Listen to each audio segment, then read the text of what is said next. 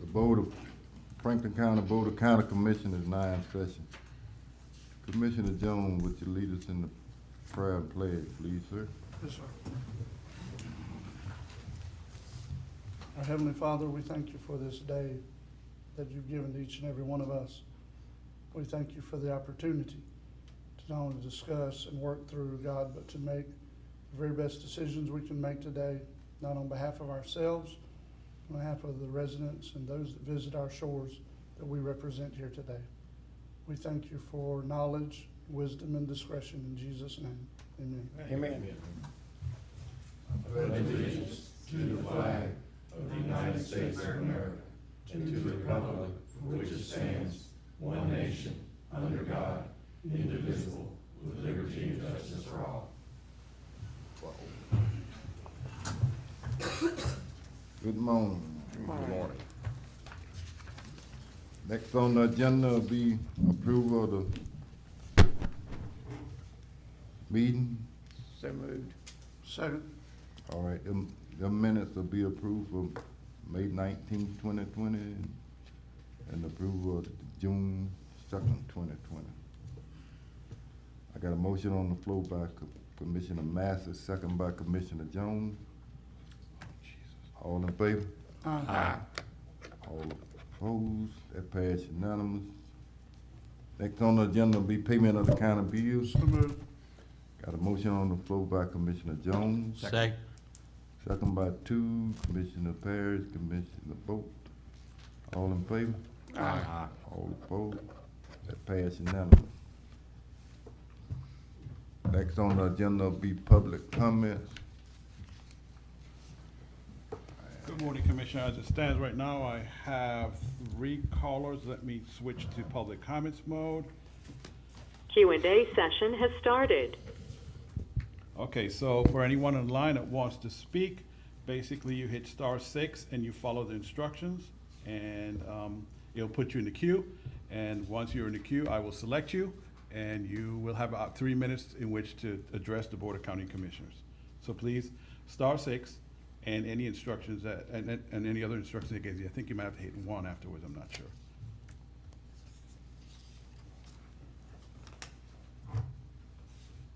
I'm not seeing anyone. Again, does anyone have any public comments? All right, just to make sure, let me do something else here. Q&A session is over. I'm going to go ahead and turn off the All mute. participants are unmuted. Again, I have a couple of callers. Any of you callers? Q&A session is over. I'm going to go ahead and, If you have the live feed in the background, okay, that's again, I have a couple of callers. Any of you callers? All participants are muted, and they can unmute themselves. Caller, do you wish to speak to the board? Phone number 850-518-0522. Caller, do you wish to Nothing from my caller. phone number 850?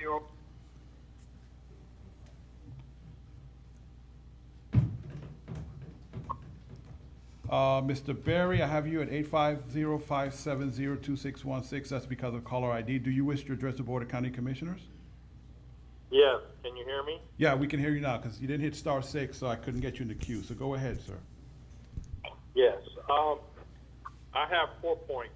I know that there's always things that cost money, but I don't think are things that cost the county money. One, I'd like to see the signs, no parking signs replaced on Alligator Drive that's been removed by the public off the right of way. My understanding is no signage, no tickets, or no towing. Second of all, the Mayor,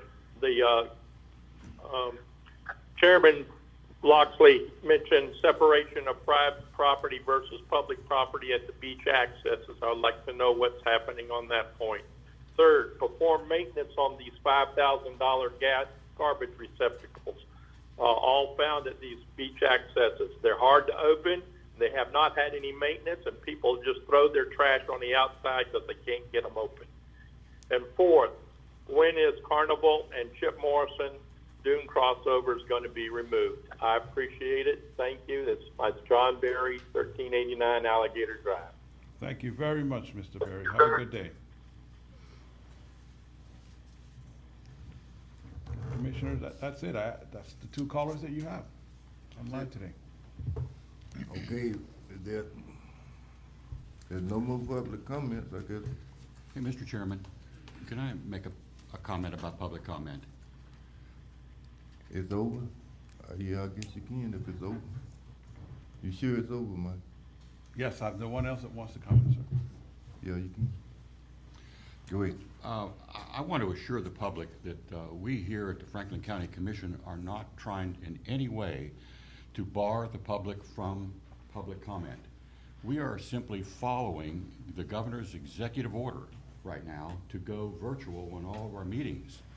I checked with Wakulla County, and they are still virtual as well. That their public is not in person attending the meetings. And this is good, prudent process regarding this virus pandemic that we have. I know that we as county commissioners welcome public input from so many different areas, and we look forward to it.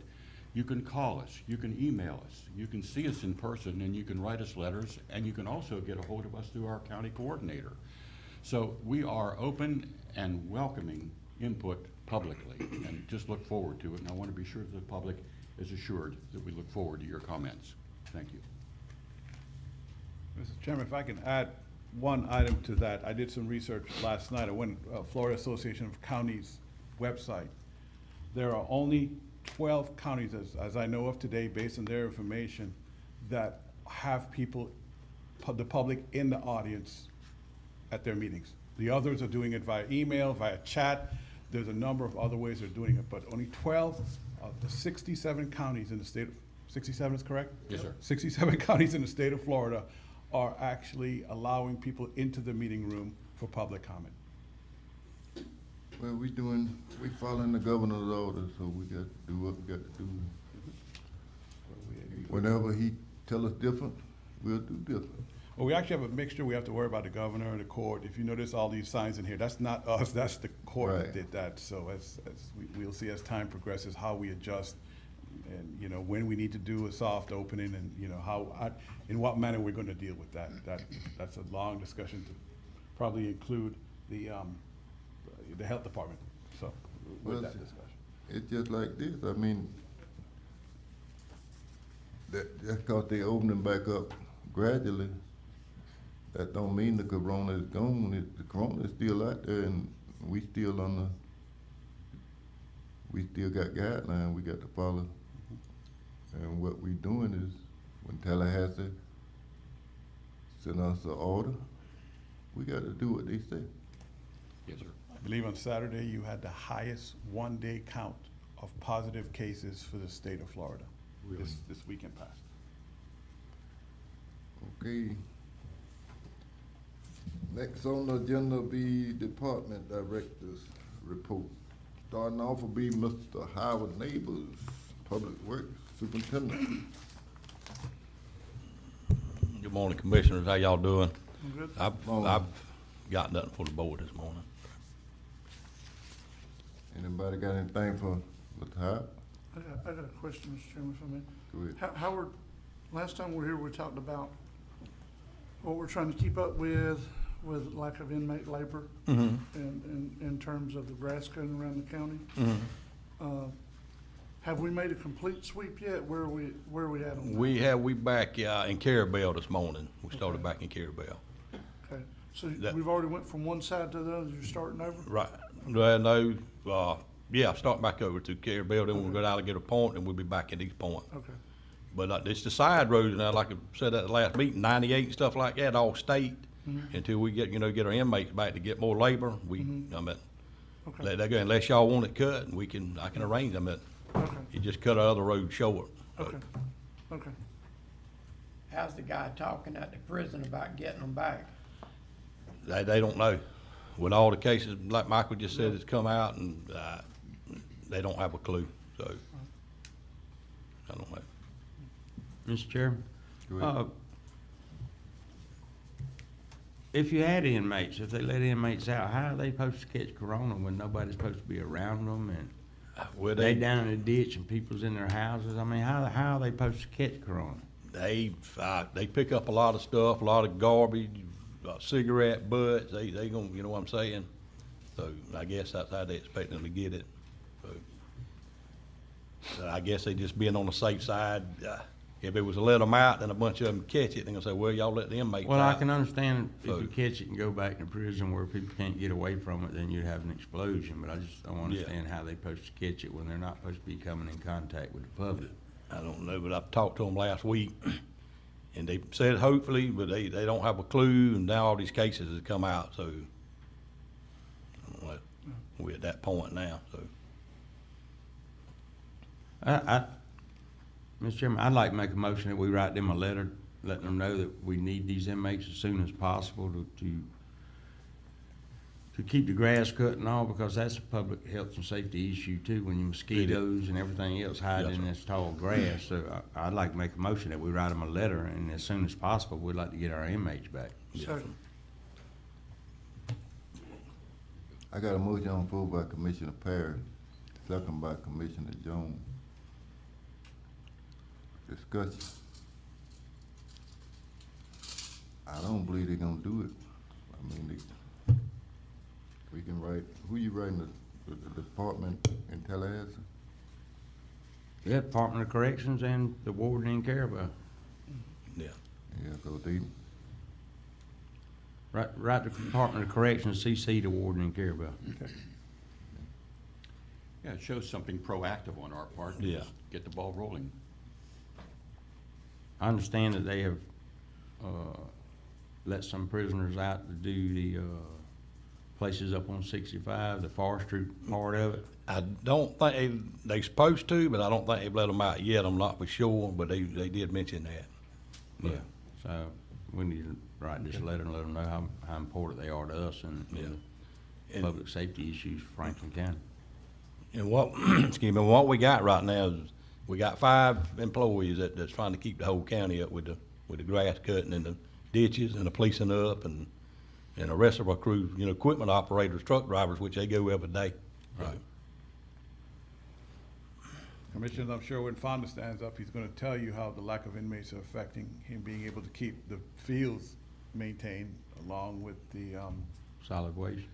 solid waste, and if, Fonda, if I'm not sure, probably the restrooms too on the beaches, you know, cause he has the Parks and Rec is a 5-member staff? That's trying to cover the entire county, all the ball fields, all the bathrooms. I mean, it's leave no trace. I mean, you know, it's. That's correct. Well, that, I did talk with DOC yesterday. They let one of the ball crews come out. That's a state crew though, that comes out. So non-DC, they was talking about maybe in 2 weeks, maybe they. So in the letter, Mr. Chairman, so in the letter include the importance of the inmates are to solid waste as well as our road department. how they, explain that a little more, Mr. Davis? So the DC squad, which is supervised by their office, Okay, the certified officer. Our guys is non-DC, what they consider non-DC. And what they was telling me is that they worried about the virus is by coming in contact. So we have one squad coming that's supervised by their officer. And if our officer or our employees get next to them, then they have to be temperature checked. And that's how they explain, you know. So as long as we keep our employees away from the inmates, we have nothing to worry about. So yes, if it's coming in contact with the public, or the civilians, or the county employees, is what they're worried about. so I guess it'll be, we just find out where they working at and our people don't go around. That's what I agreed to this morning with their officer that's out at the ball field. So we should have a little help on the ball field with that squad starting today.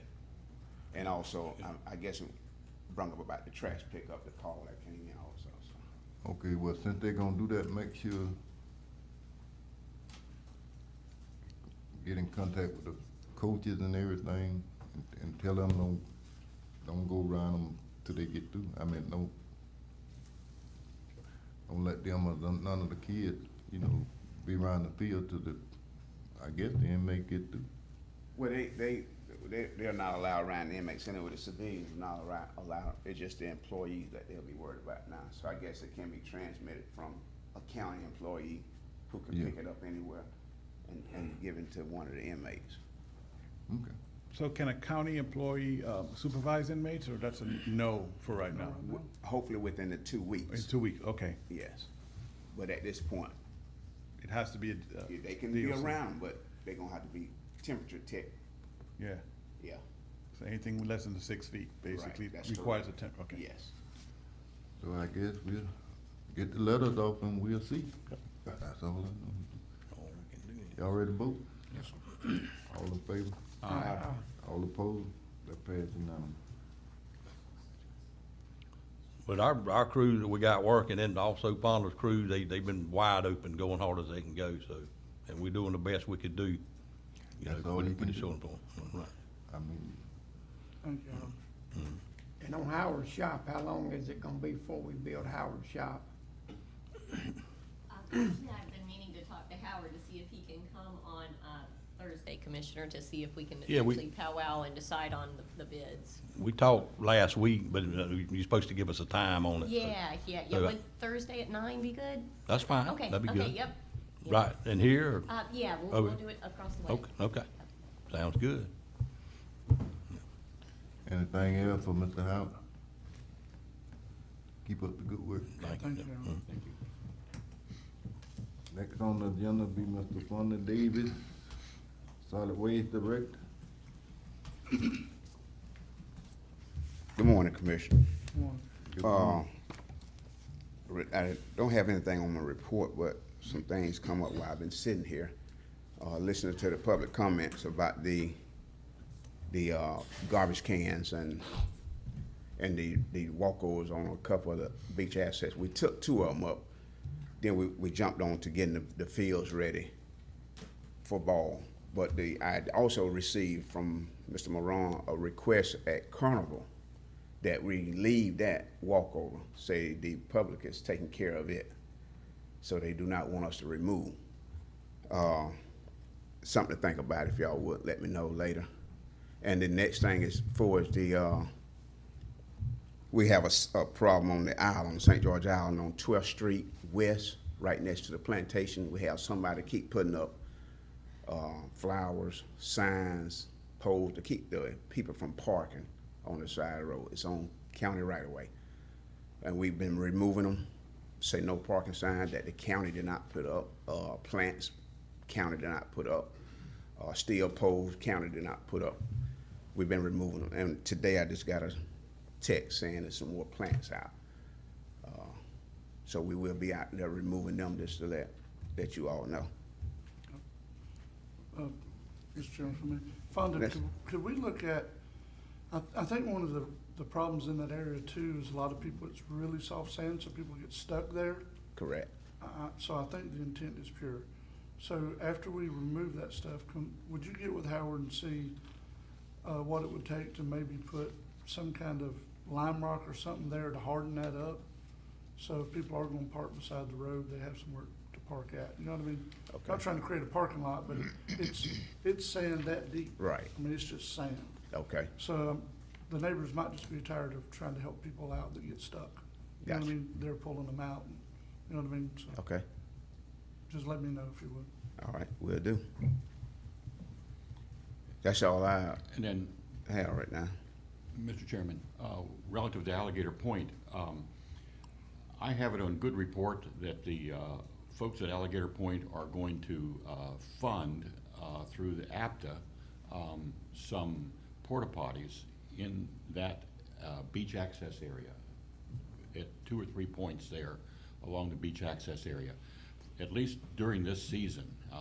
I'll be affirming that, but it looks like that will happen. The county will not have to pay for that at this time.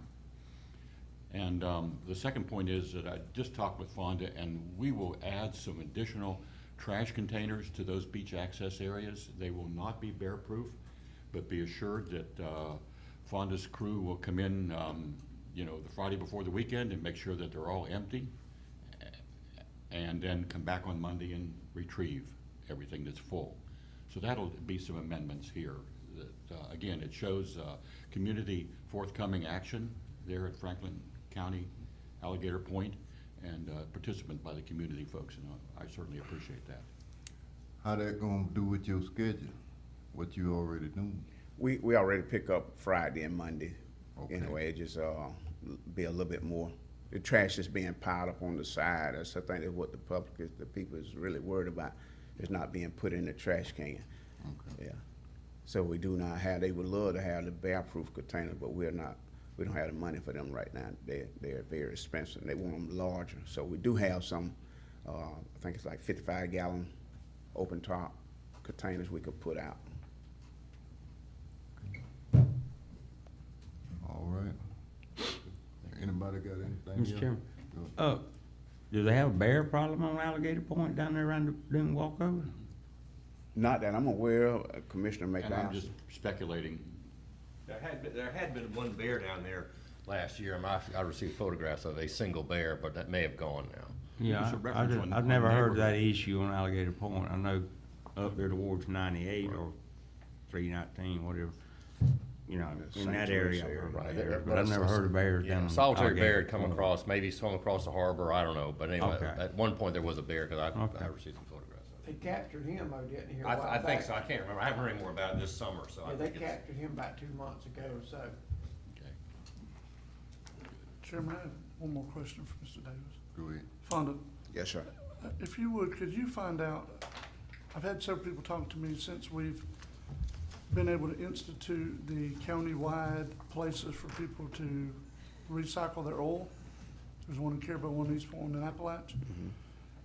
I've been told, I haven't had a chance to look, if you would check with the city of Appalachia about theirs, because I've been told that there's because it's from last year, that stuff's grown up around it and people are now kind of wading through weeds to get to it. Okay. So that's not really good. That kind of defeats the purpose of what we're trying to do. Okay. So, and if you would, just while you're doing it, just check on all three and make sure things are still good. I've not heard anything negative about, you know, I go to it and it's full or anything like that, so it's been taken care of, but Okay. you would just look at all of them, because that's a good benefit for our citizens, and they're located across the county, so. Right. We do get more usage out of the one in East Point and Caribou. I see that when the bill come in. Right. Yeah. Thank you. Well, that probably go back to, they ain't got no but help with the cleaning up. What Buster was talking about the Yeah, grass cutting and stuff. that's right. Anybody got anything else for Mr. Davis? Okay, keep up the good work. All right. Thank you all. Next on the agenda will be emergency management. Ms. Jennifer?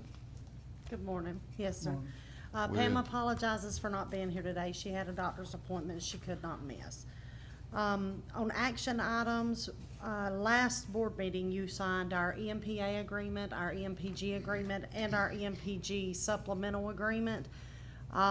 The day after you signed them, we received notification from the state that they've made some revisions to them. So we're asking the board to approve and sign those 3 revisions, if you would. So moved. Second. I got a motion on the floor by Commissioner Jones, second by Commissioner Massey. All in favor? All opposed? That pass unanimous. One other action item we have on the list is we have our plan for the non-congregate sheltering. We have gotten it approved by FEMA. We did find out in a conference call with the state the other day that they are going to pay for the first 7 days of sheltering at hotels if we have to do that in that situation, and food. We are now in the process of trying to find out if they are going to actually acquire the hotel rooms for us, or if that is something we still have to do. But we're asking the commission to sign the plan that we have set up in progress now. So So moved. moved. Second. Got a motion on the floor by Commissioner Jones, second by Commissioner Massey. Discussion? What about transportation to get the people to the facilities? Will they pay for that? We have, well, we'll be able to apply for FEMA reimbursement for things like that. Retroactively? Yes, sir. So that's for just the COVID people. Yes, sir. And I, supposing they have to stay more than 7 days. Well- Then that will fall back on us. Yeah, because you Yes, sir. never know. And y'all found some places? As of right now, no, sir, we're still in the process of trying to find some different hotels that we could possibly get an MOU with. On both sides? Yes, sir. I mean, like east, west, Yes, sir. cause you know, storm come from this way, and the storm come from, you never know. Yes, which sir. way it come. We're planning for all options possible. Okay, it's a mess. Yes. Mr. Chairman, Mr. Morone, Sir? when we're talking about FEMA paying for the first 7 days, and if somebody has to be quarantined, that's for 14 days, is that something that the CARES Act would pay for as a direct response to COVID-19? I'll ask that question tomorrow during the conference call. I mean, and there may be other things that come up with it seems like they're passing to the counties to actually fund, and that's not in our budget. So if it's a direct response to COVID-19, then the CARES Act ought to, is that some way that we can use our allotment monies to, as a direct response to COVID-19? Direct expense. Yes, sir. And there may be other things, you know, that comes along. I know the money has to be spent according to guidelines and all that, but I think that would fall within those guidelines. So, you know, and there may be other things come down the line as we move forward that would fall under those guidelines that we could actually utilize some of that money for. So I want to make sure we stay up to date on that. Well, Commissioner, I'll tell you what, that's an excellent transition into my CARES Act item. If I could find it here, I think it's on the bottom of page 7. And I'd like to do it while Jen is here, and Aaron is here, and Alan's here, so we all could hold hands and sing Kumbaya. So, the bottom of page 7, it's item 2 under W, which is my report. At your last meeting, the board authorized the chairman's signature on a letter of support to Governor DeSantis, asking him to consider funding the 55 counties and the 410 municipalities that fell below the $500,000 population threshold stipulated by the CARES Act. Last week, staff was notified that the governor did in fact fund those counties and cities based on our population. Census, hint, hint, census. Yes. I just want to throw that in there. Franklin County is slated to receive $528,930 as part of our first allocation, and there will be rules about an additional allocation at a later date. The Florida Association of Counties and Small County Coalition is still gathering information, but recommend creating a spending plan. And I'll pause there. I just got notice last night that tomorrow FAC is holding a Zoom meeting, conference call to explain to us, they think they've got everything together, explain to us what we can and can't spend this money on. That's tomorrow at 10, or I can't remember right now. So, this spending plan cannot consider using any of these funds to replace lost revenue. Only needs that qualify as eligible under the Federal Act and the U.S. Treasury guidelines. I pause there because that's a big deal. There was the impression that we could use this money to help with lost revenue, but it's not working out that way. Also important, cities of Apalachicola and Carabel are required to seek reimbursement from the county for their spending plans. However, the county is ultimately responsible for the process, the administration, and review of all expenses requests and for ensuring that the funds are used appropriately. In other words, if the county approves and pays an ineligible expense, the state will take action to have the county repay those funds. All funds must be expended by December 31st. The county should be receiving an agreement from the Florida Department of Emergency Management any day now. I'm not sure if we got it yet, or do we need to do some more registering or something? You should have the electronic version of the agreement that we sent over yesterday. Okay, good, thank you. This agreement will require review by Ms. Erin Griffith, and I'm sorry I left off the clerk name. Marsha, I really apologize. You need to look at this too. Attorney Schuler, Pam, Jennifer, myself, before board consideration. Since the next regular meeting is scheduled for July 7th, which is 3 weeks away, will the board authorize the chairman to sign the agreement after the appropriate review, or just wait until the next meeting to continue this discussion?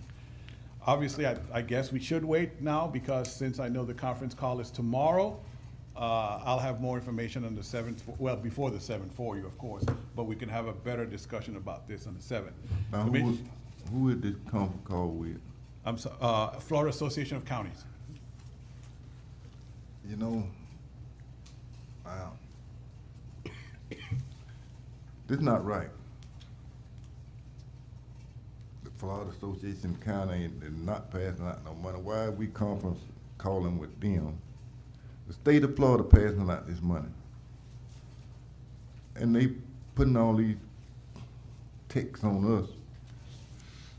Why they didn't send the cities their money? They're gonna tell us, if, in other words, if the city spends the money, we responsible for 2 cities, from what you're saying. I guess I'm gathering that.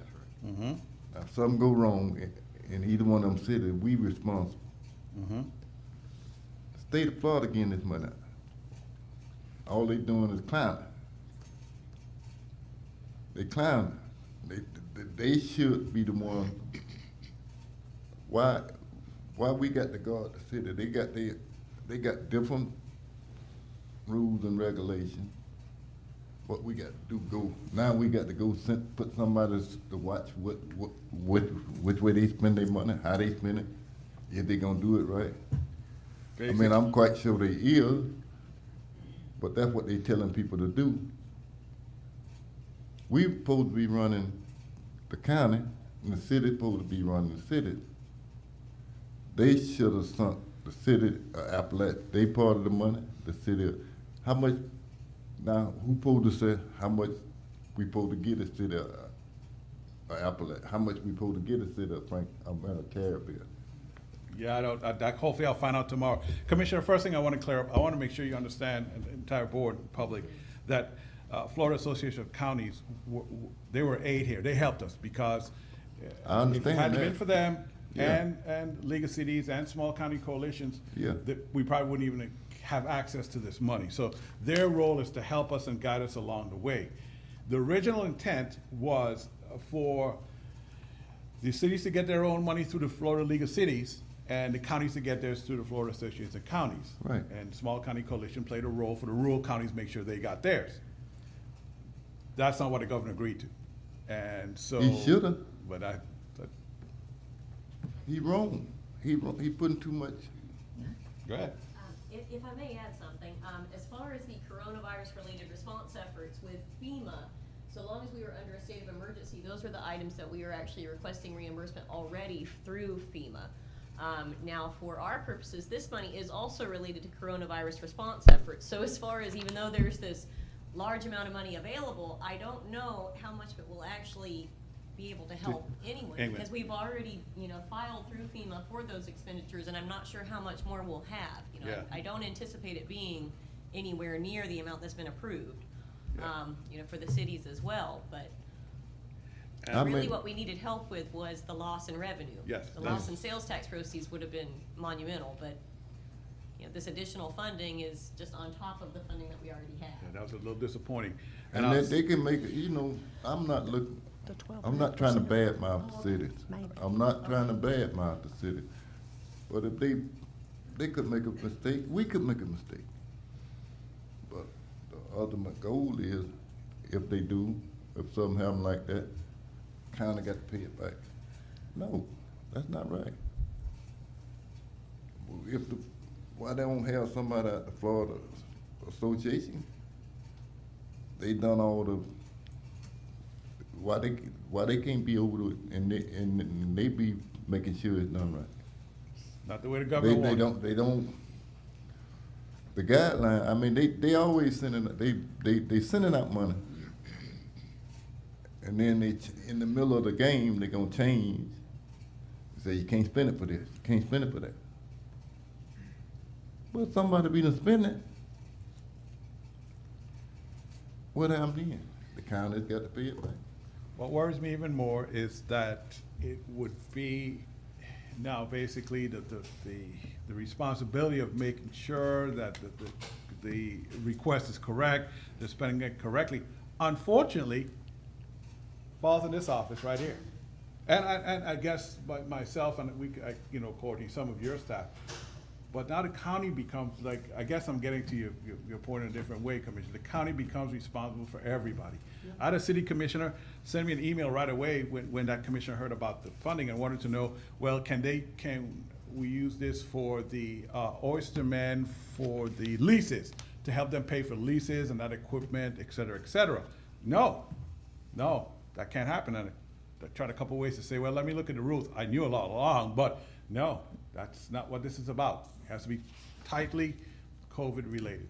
And another thing it's gonna do, it's gonna tell one of our employees, or two or three, and the lawyer, yeah, I mean, they got to go to him. I mean, cause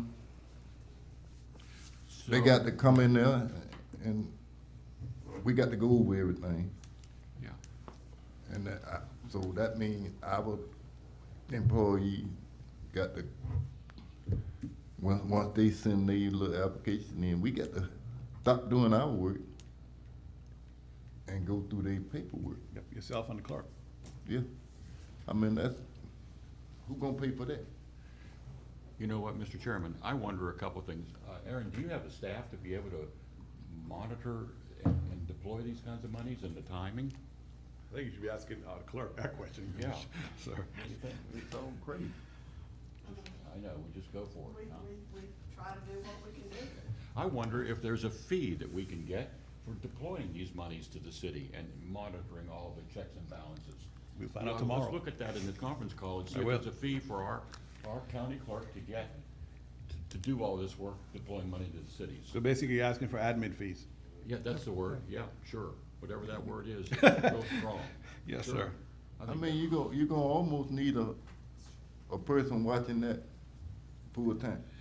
Cause if they got to go through every one of them to make sure things is right. You're correct, sir. So it's not about just they send the proposal, we look it over, okay, and we cut the check. We gotta make sure, the county has to make sure they're spending it in the manner that they said they were gonna spend it, and it's done in a timely, yeah. And make sure that it hasn't been reimbursed from another, That's true.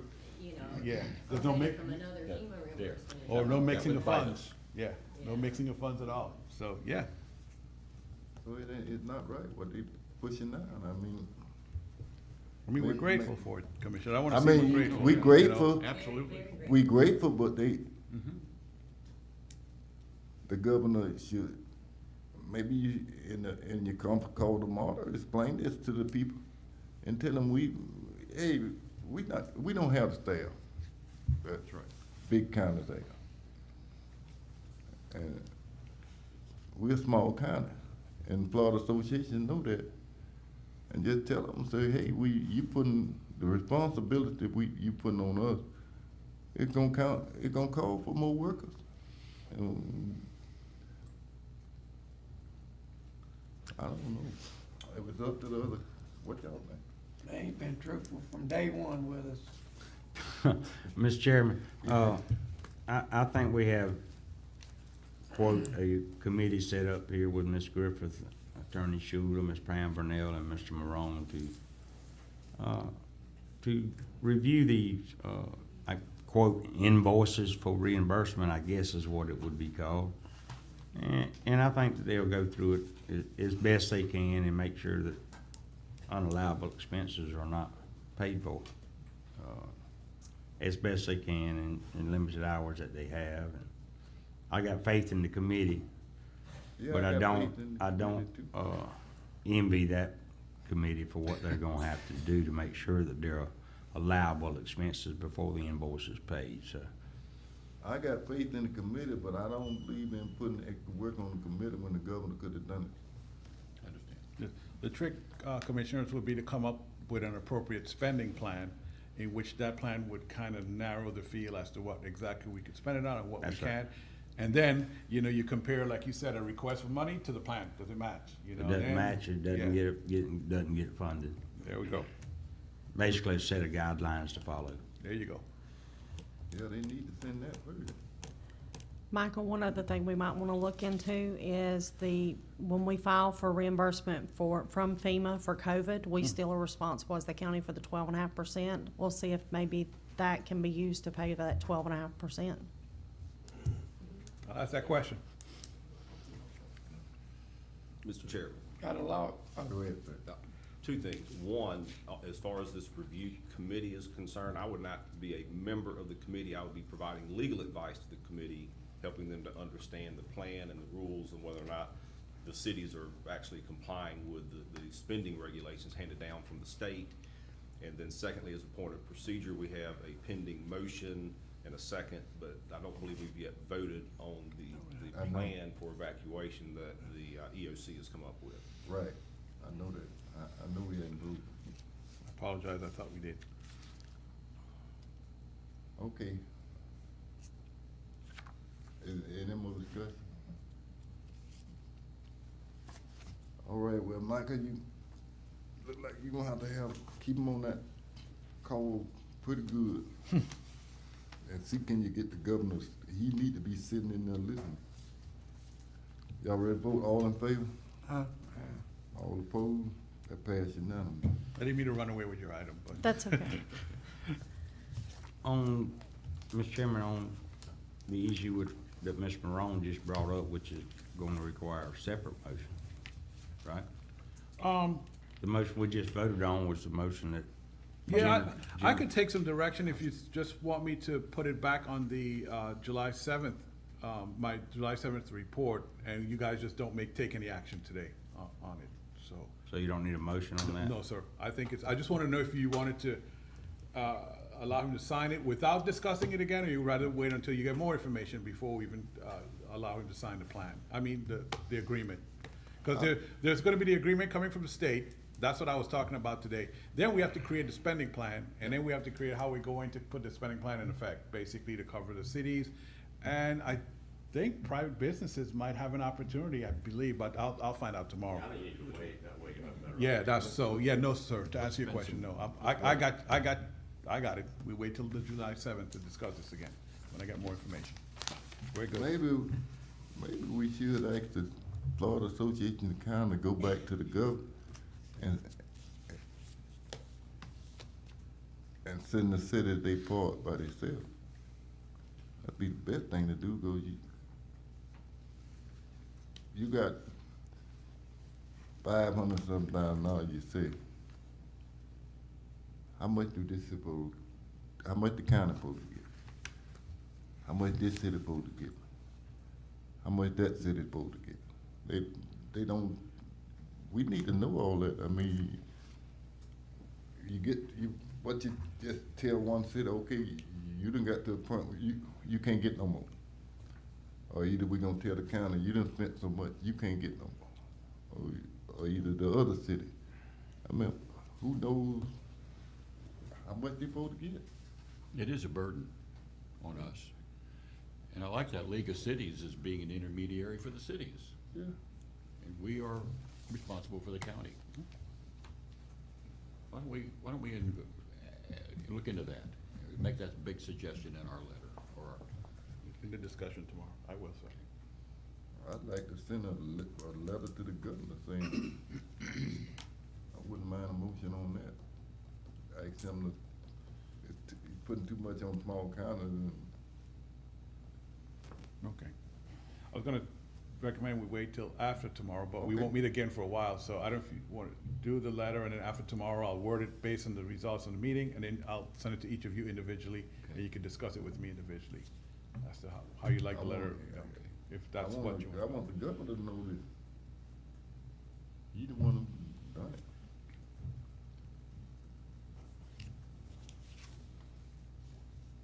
All right. Mr. Chairman, I have a question while Jenny's here.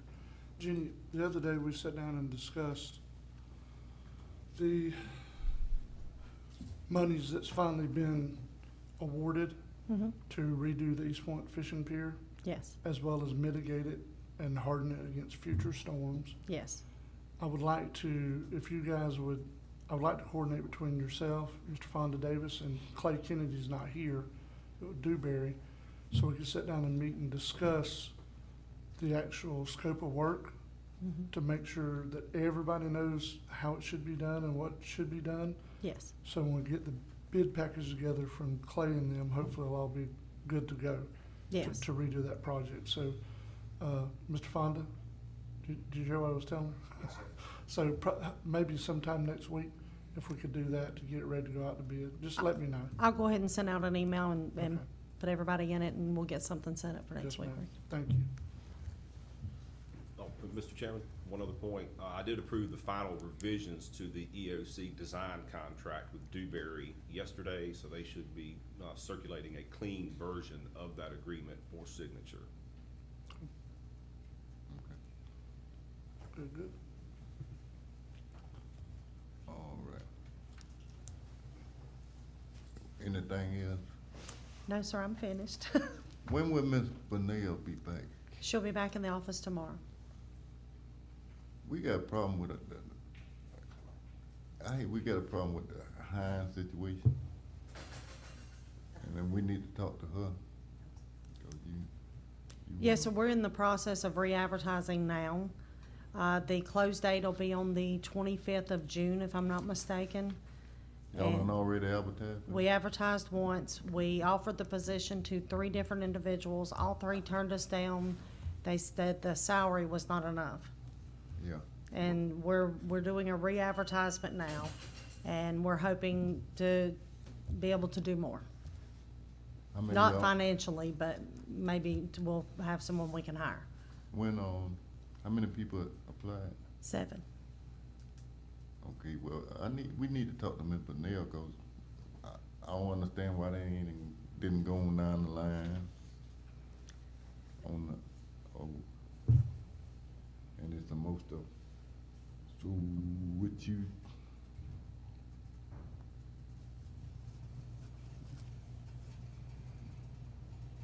so what gonna happen? I guess my question is, what gonna happen to the people who wasn't interviewed? No, so we interviewed all 7. I mean, no, I'm talking about, but they seeing it re-advertised and they, Well, I've actually spoken to, of the 7, one, we interviewed, or we offered the position to 3 people. All 3 turned us down. Of the 4 that was left, we have 2 that are going to, or have told me they're going to reapply.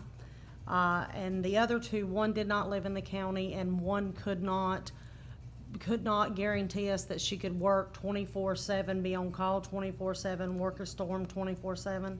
And so that eliminated those 2. The last 2 are going to reapply.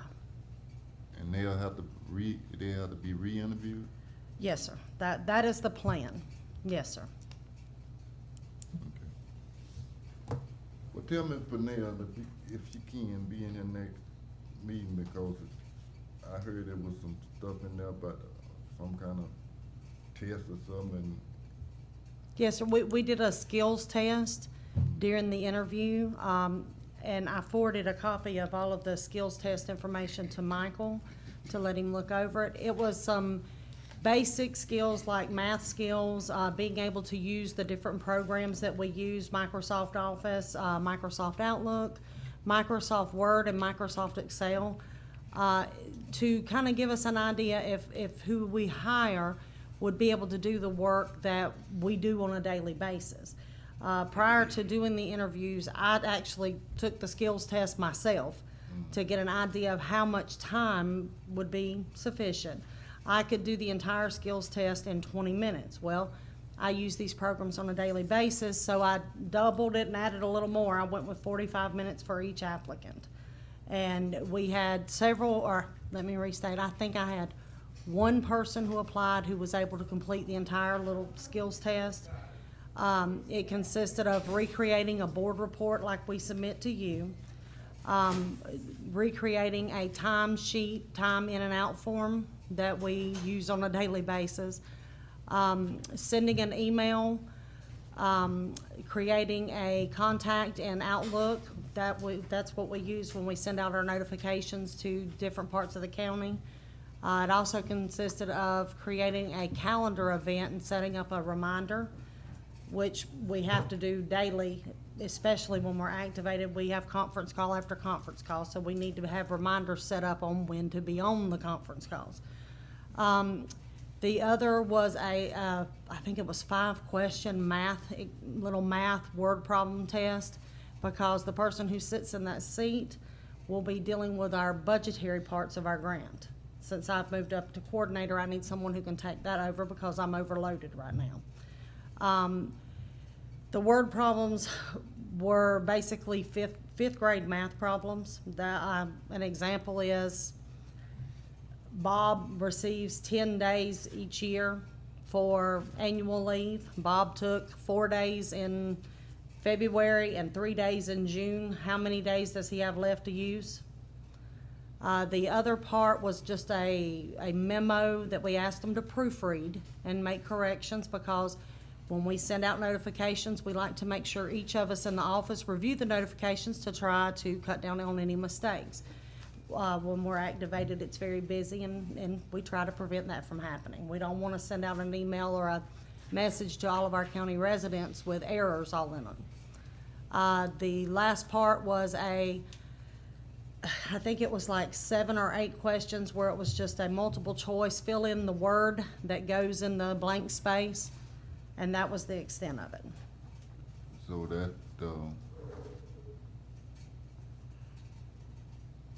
that application, the state require y'all to do that? No, sir, but we spoke with the, is it the attorney? Leonard. Yes, sir. And from what I'm understanding, and now we are getting emails from other emergency management, county emergency management offices who want to use the little skills test that we did for hiring their people that they're trying to hire. I had to send one out to Lee Webb yesterday in Madison County.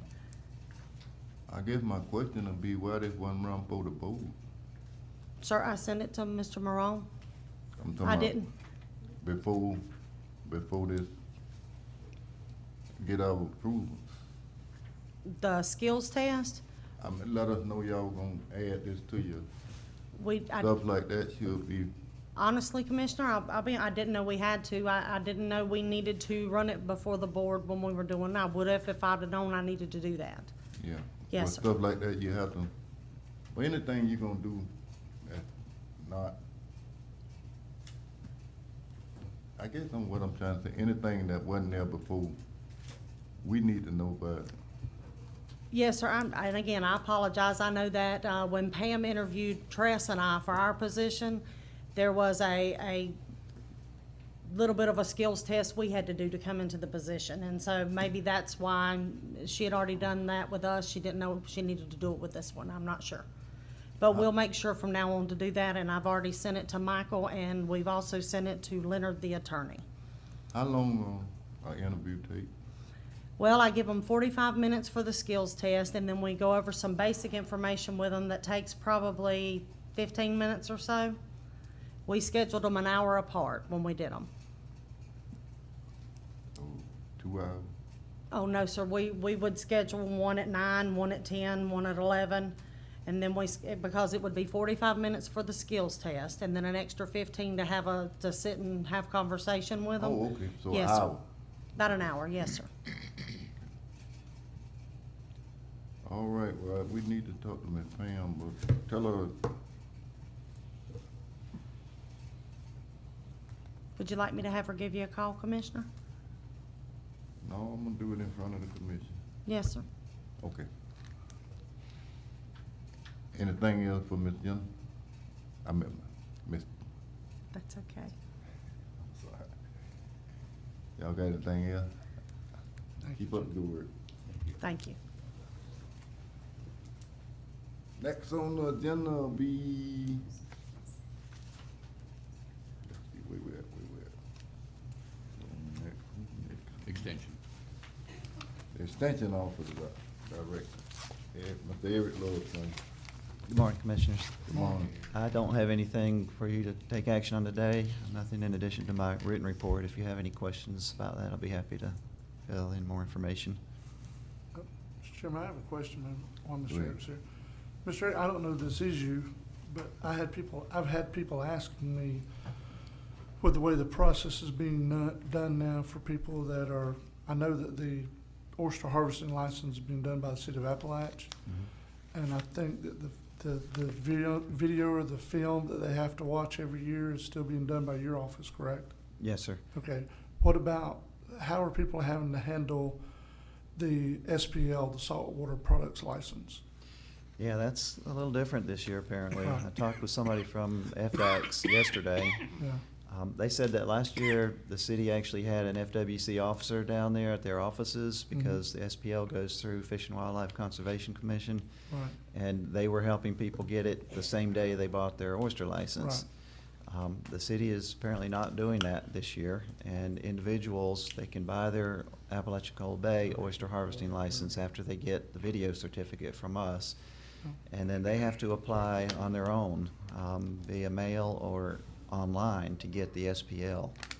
So the only reason I'm asking, I know it doesn't involve you, I just don't think they're handling that process correctly. No, it's 'Cause making it quite you difficult. can have that Apalachicola Bay oyster harvesting permit all you want to, unless you have that SPL, you can't sell them. That's right. So Correct. they're creating an undue burden on people that are still trying to work the bay and trying to be in commercial seafood, to where they gotta do something different, or they can't even have the license to continue to sell the product they're trying to catch. So I mean, it's a Correct. waste of time to have something they can pick up here locally, but you can't, it's only half of what they need. Right, and You know. the oyster license has to be done by the 30th of June, or there's an additional $500 penalty. But the SPL can actually be applied for at any time through the year, so it's not gonna cost them a penalty if they apply for that after June 30th. But the issue will be that if they get their license on by the 30th, they're not gonna be able to go Right. harvest oysters on Right. July 1st. Okay, I'm Until glad they you're able get to their clarify that. SPL. I've had people asking me, and I just didn't know the answer, so that's one of the Yeah. reasons I'm asking the question today. You know It what I is mean? an extra step that's Yeah. making it more complicated for a Yes. lot of folks to be able to do that online. It's a Yeah. pretty in-depth process with the paperwork and get it taken care of that way, but that's the way they've chosen to work it this year, I guess. Well, thank you. I'm working with, I'm showing the video. I did it last Friday. I'm doing it this Friday from 9 to 4.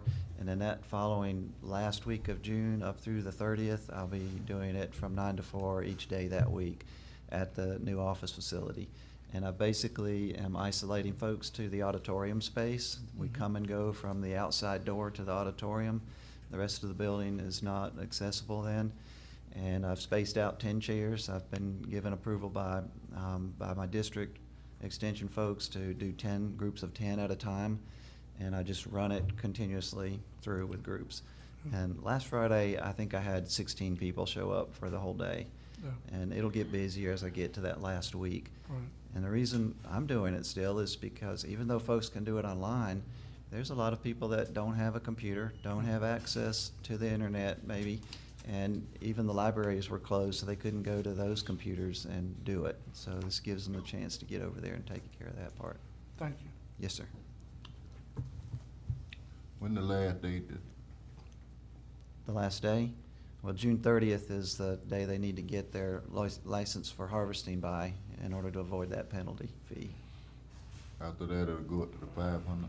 It's Yeah, still 100. 600 total, actually. Yeah, it's a $500 add-on after June 30th.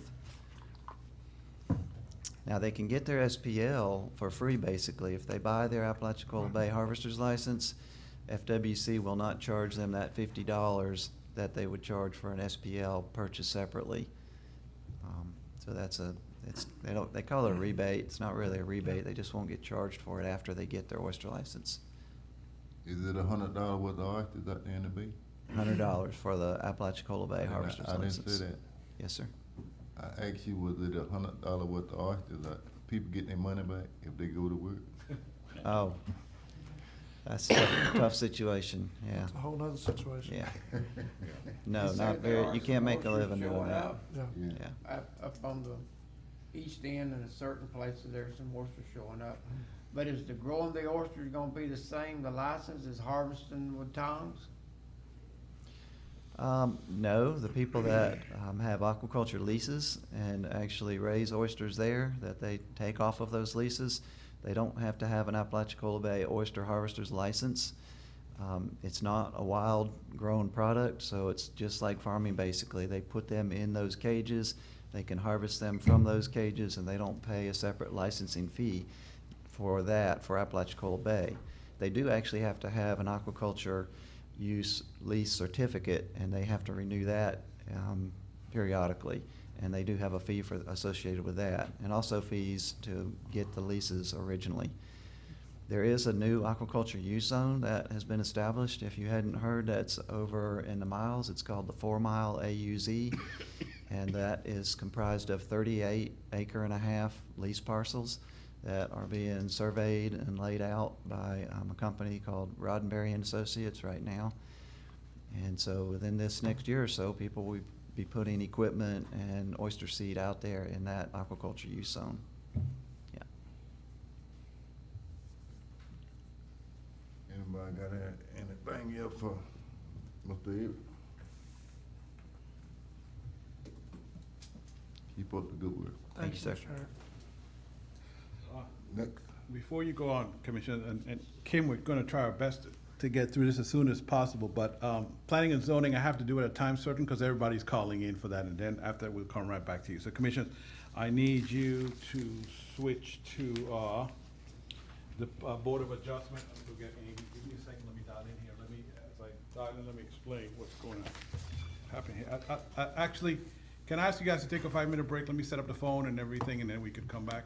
Is that all right? Yeah. Franklin County Board of County Commissioners taking a break. Thank you, Commissioners.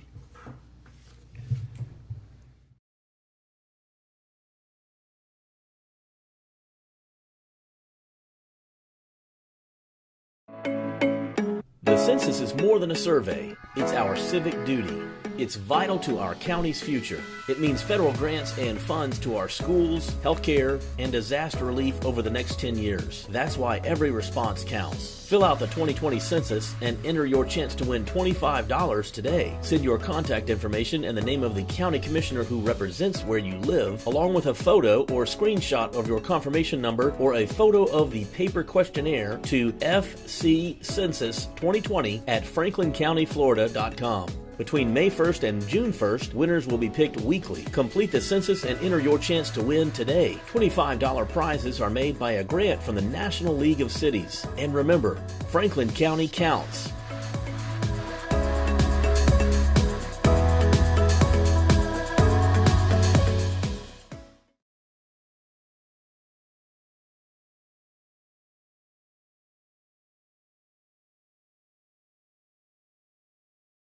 From it all and enjoy social distancing at its best along Florida's Forgotten Coast. Enter to win the Franklin County TDC Outdoors Come to the Coast Getaway, running now through June 30th. Winners of this getaway will enjoy a 2-night stay on St. George Island, an exclusive tour of the St. George Island Lighthouse and Crooked River Lighthouse at Carabel Beach, a kayak rental and airboat excursion. Enjoy evening meals at area Franklin County restaurants. Enter at floridasforgottencoast.com.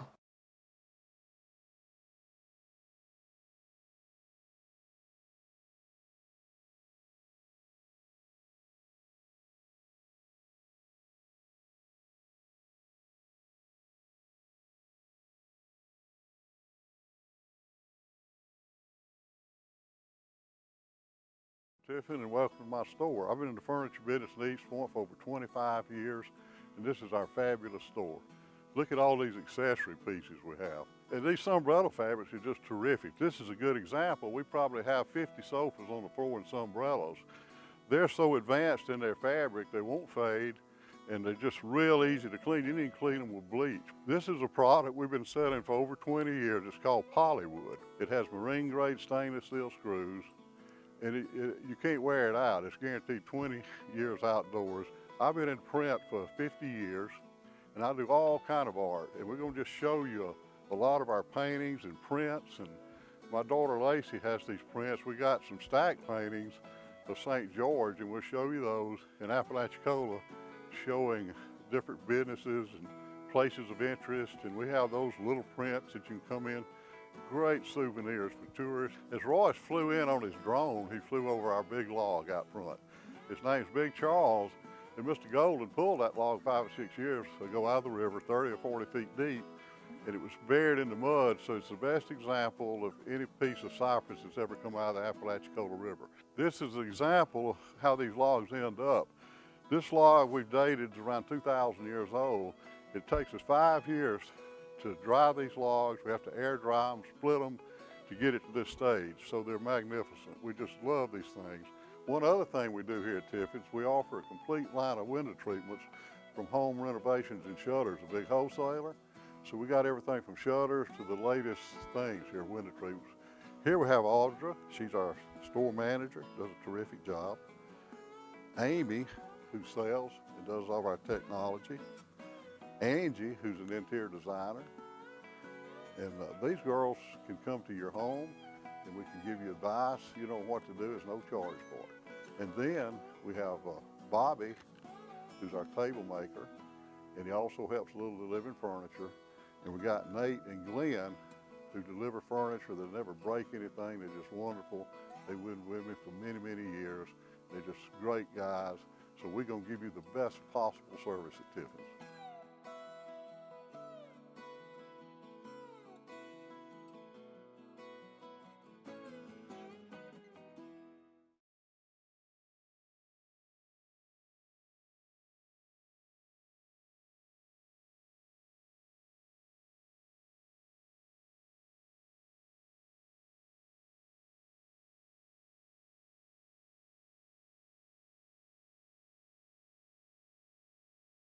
Hi, I'm Carol Landis. I'm a professional realtor in love with St. George Island. When my husband and I and our dogs moved here in 2002, it was the beginning of an adventure that has never grown old in a community that is amazing. If you're thinking about moving to St. George Island or investing in our world-class real estate, then this community will be as important to you as the sand and surf. Well, Cara to me is much more than an agent. She's become a friend, and since we bought the house, we've needed work done, and she knows everybody there is that can help us with that. One of the key elements for the historical growth and value of St. George Island real estate is the fact that it's a great place to vacation and to live. The beauty of the Gulf of Mexico with its white sand beaches and blue sky has always been a magnet for me.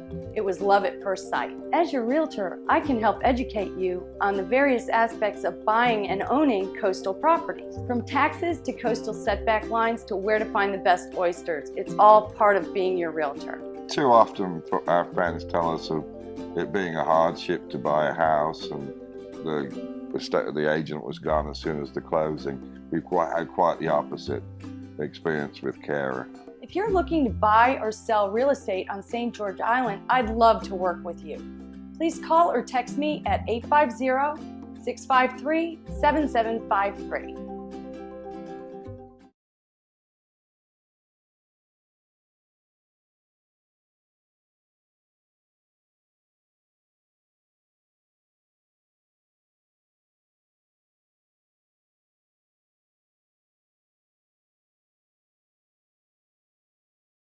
Our beautiful piece of paradise, please make sure you visit our local shops, restaurants, galleries, and take some time to experience something different and take a fishing trip or tour with one of our experienced guides. Our neighbors and their businesses are the heartbeat of our community. Thank you for visiting, and remember to shop local, eat local, and fish local. This message is brought to you by the Apalachicola Bay Chamber of Commerce.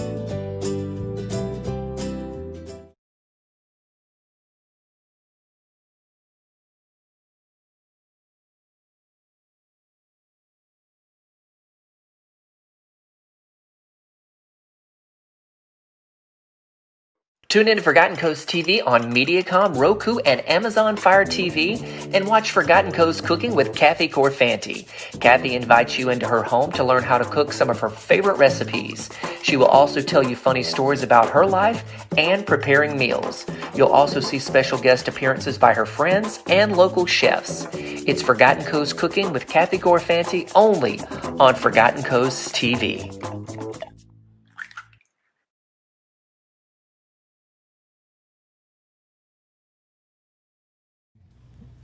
Good morning. This All morning. participants are unmuted. Oh, okay. Good morning. This morning we're going to go over our Board of Adjustment agenda. There's a consideration of a request to construct a rock revetment 46 feet into the critical habitat zone and 10 feet into both side setback lines. Property described as 4376 St. Teresa Avenue, St. Teresa, Franklin County, Florida.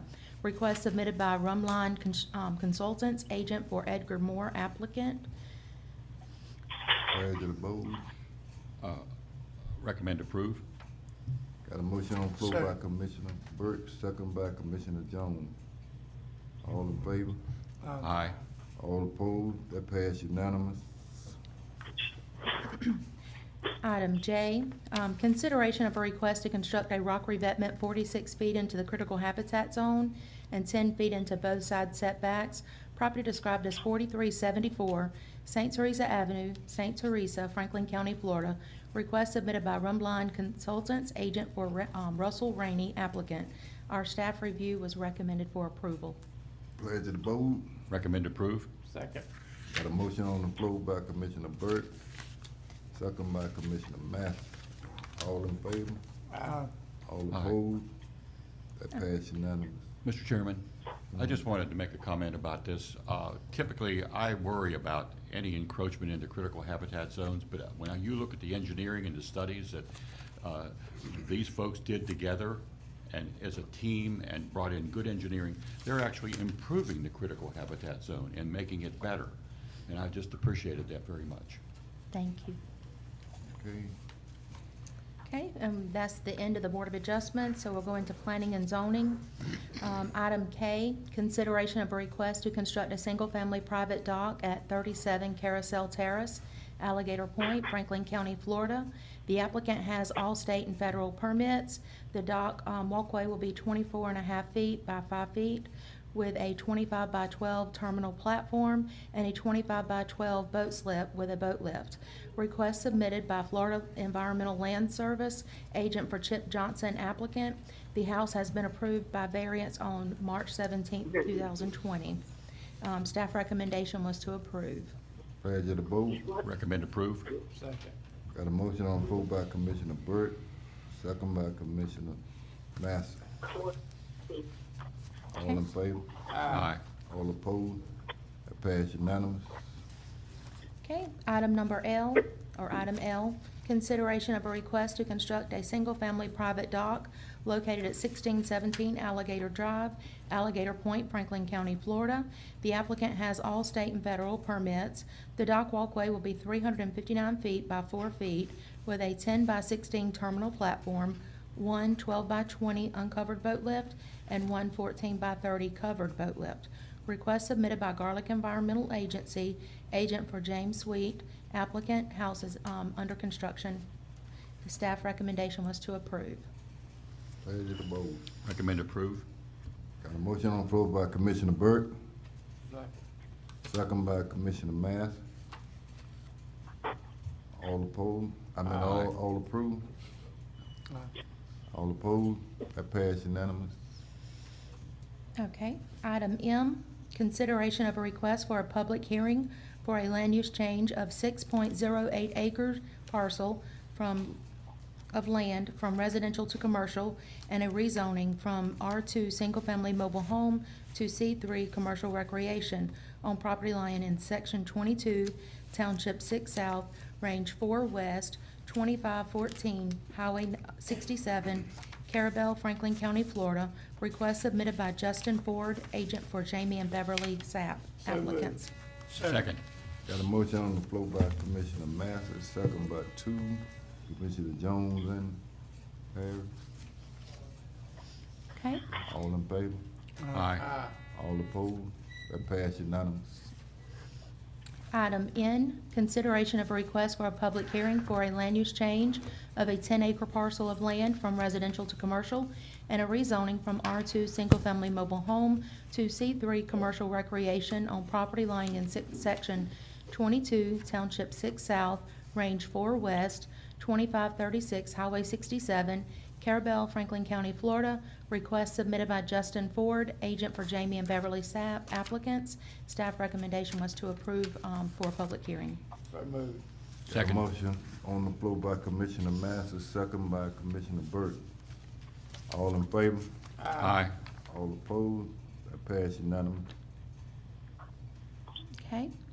Item O, Consideration of a request for commercial site plan review to place 36 movable storage units at 1013 Bluff Road, Apalachicola, Franklin County, Florida.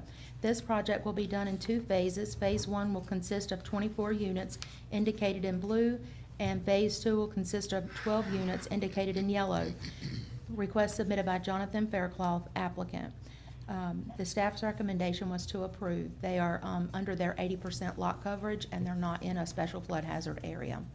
I can show you a site plan if you would like. Y'all wanna see the site plan? I do. Okay. Okay, go ahead.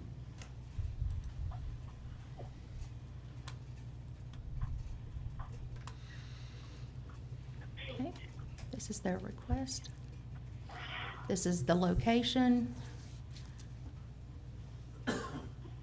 Phase 1 is indicated in blue, so it's going to be on the closest to the east side of the property. They're going to have 24 units in Phase 1, and they're still under their 80% lot coverage. Mr. Chairman? Go ahead. These portable units, is this something they take to somebody's house and they put their stuff in it and then they come back and store it on this site? Is that what the portable units This is this is something that's going to be on site, and in the event that needs to be removed from the property, they can, it would have to be a flatbed truck to come in and pick it up and remove it. So this is not a pod deal, It's not a pod. So it's just gonna be sitting there as a portable storage unit, so they won't be moved, brought in and then taken out and then brought back in? They'll just be there, huh? They'll be there, yes, sir. But they can be moved. What about during a storm or something? They can be moved. They're not in a special flood hazard area, so it wouldn't be required for them to have to remove it from the property like the cottages that are mobile and required to be moved. So this is not in a flood zone. The preliminary maps, there's nothing being revised in there to bring it into a flood zone, so it should be fine. So moved. Second. I got a motion on the floor by Commissioner Parrish, second by Commissioner Jones. All in favor? Aye. All opposed? That passed unanimous. I can't get this door. Close the window? Yes. Yes. Thank you.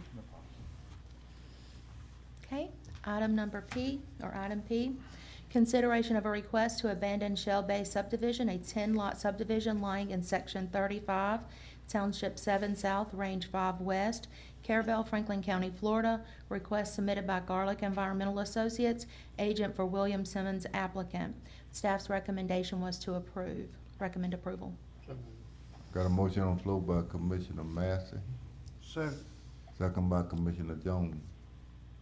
Any discussion on that? I have What they gonna- I have a question. Go ahead. So, you go ahead with your question first. You gonna remove it, tear it down or something? They're just removing the existing plat, the layout of the plat. It's a vacant lot. It's a vacant land, so they're just reconfiguring the lots, is what they're doing. Oh, okay. Mr. Chairman, if I may. Go ahead. Ms. Amy, isn't this one that we've changed recently, and they're just changing it back? Last year, they came before us to rezone it to R1A, single-family, family subdivision, and as 3rd-acre lots, they had it rezoned back to its original, R1, and so now it's 1-acre lots. It was the cost of doing the central water and sewer system was extravagant, so they went back to R1 so that they can do 1-acre lots. And not to make it worse or muddy it up, but wasn't there, when they were trying to do it the first time, wasn't there somebody that owned there was affected by what they were doing? There was. Is that still being handled for what we're doing here today? Yes. Okay, that's what I want to make sure of. Yeah, she was to the west of them a little bit, Ricky, Right. right there, just one block over, then and the land kind of runs deep in there. Yeah, I remember that. It was in the northeast corner. Yeah. But as long as it's been handled, that's the only question I have. Yeah, in Mark's review, it states, the request, according to the property appraiser's website, there is another property owner in this subdivision besides Mr. Simmons, Anthony Wood, Wendy Wood, they own Lot 5, Shell Bay. There is no evidence in the file of their consent to abandoning the subdivision plat. He then put, I recommend approving the abandoning of Shell Bay subdivision if the other owners in the subdivision agree. Okay. So, that is a stipulation. Okay, good, thank you. Yeah, and I thought they had bill on it. I remember them coming in here last year, but they hadn't done nothing. Kept going back to the, okay. I think to do with the septic system so high, wasn't it, or something? The cost of the Yeah. central water and sewer system was fairly large, Yeah, and it's outrageous. they went back to the drawing board. Right. Yeah, 'cause he was talking about putting that water system and Yes, sir. everything. I thought they had done something to it. Okay. We got to vote on that. Yes, sir. All in favor? Aye. All opposed? That passed unanimous.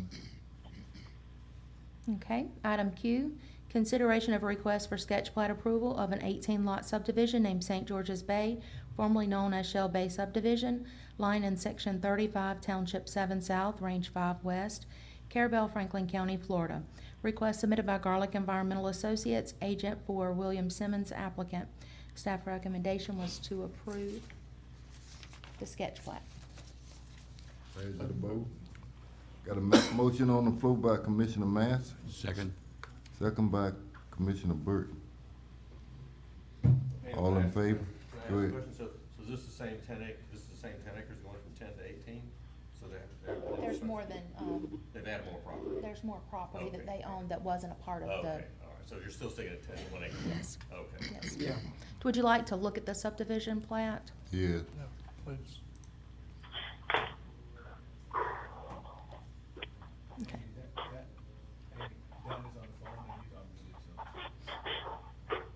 Dan, if you have any questions or any statements, you can make them, and the commissioners will be able to hear them. Can you hear me okay? Yep. All right. There is one change in there. Mark and Currington and I had a discussion last week that I don't think it made it. But basically it's been reduced to 16 because Sherry Wood, who is an owner, has 2 parcels that is outside of the subdivision. She still has access to that road in there, but it's actually now only 16 units at 1 acre apiece versus 18. Okay. So do we need to amend any motions to reflect 16 instead of 18? Yes. Okay. Yes. I And we'll need- need a new revised sketch as well.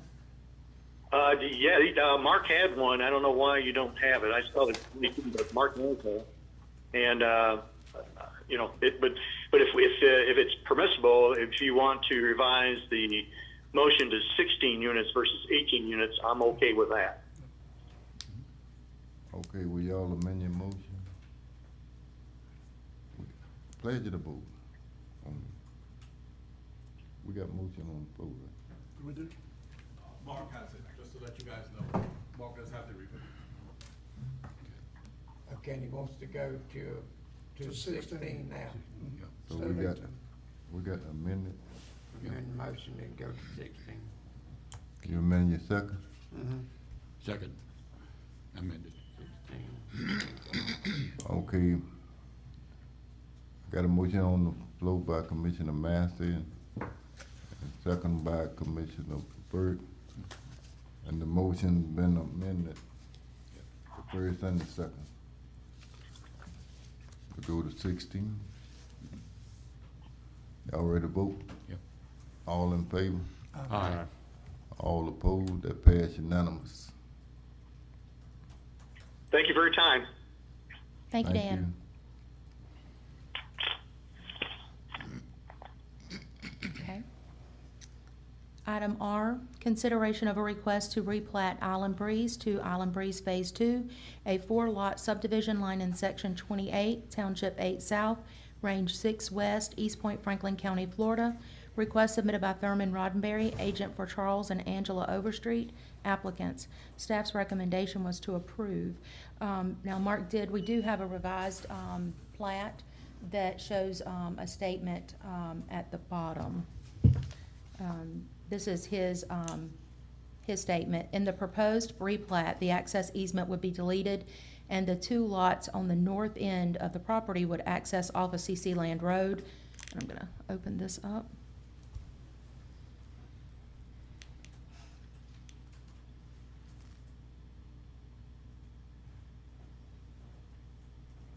And while that's open, Mr. Chairman, could I ask a question? Yeah, go ahead. Aren't they doing this just so they can abandon the access from Highway 98 to the property? They're redoing this so they can abandon the central easement that Right. goes to the CC Land properties. Right, And that's correct. So they'll be accessing from the CC land side? The lots 3 and 4 on the north side will be accessed from CC Land instead of Highway 98. Right. Okay. And it's not opening. There it is. It's right there on the corner, right? Now, this is just west of Coastline RV Park, down from the Pesky Pelican area. It's actually in between the RV park and the resort, correct? Yes. Okay. These 2 lots, 3 and 4, will be accessed off of CC Land, and lots 1 and 2 originally had an easement down the center of the lots 1 and 2, so that they would have access to these 2 properties in the rear. They're now going to be accessed off of CC Land Road instead of Highway 98. Okay. Y'all access already there? Now? Yes, sir. And there was information on there's 2 lots on the south side of Highway 98 that was going to be common area. Lots 1 and 2 would have lots 1 and 2 common area, and the other would have access, lots 3 and 4 would have access to. And Mark and Thurman Roddenberry's office worked to have the correct language put on the south side of the road, where it would be common area to lots 3 and 4, and then common area to lots 1 and 2. They But got it- it fixed up. Yes, sir. Okay, so moved. Second. I got a motion on the floor by Commissioner Massey, second by Commissioner Jones. Everybody can get to their property though, Yes, sir. Yes, sir. okay? All right. Y'all ready to vote? All in favor? Aye. All opposed? That pass unanimous. Okay. Thank you for your time. Thank you. All right, now. You need some time to move that? I was, if we could go back to Tim. Yeah, we, Quick section, let's move it up the way.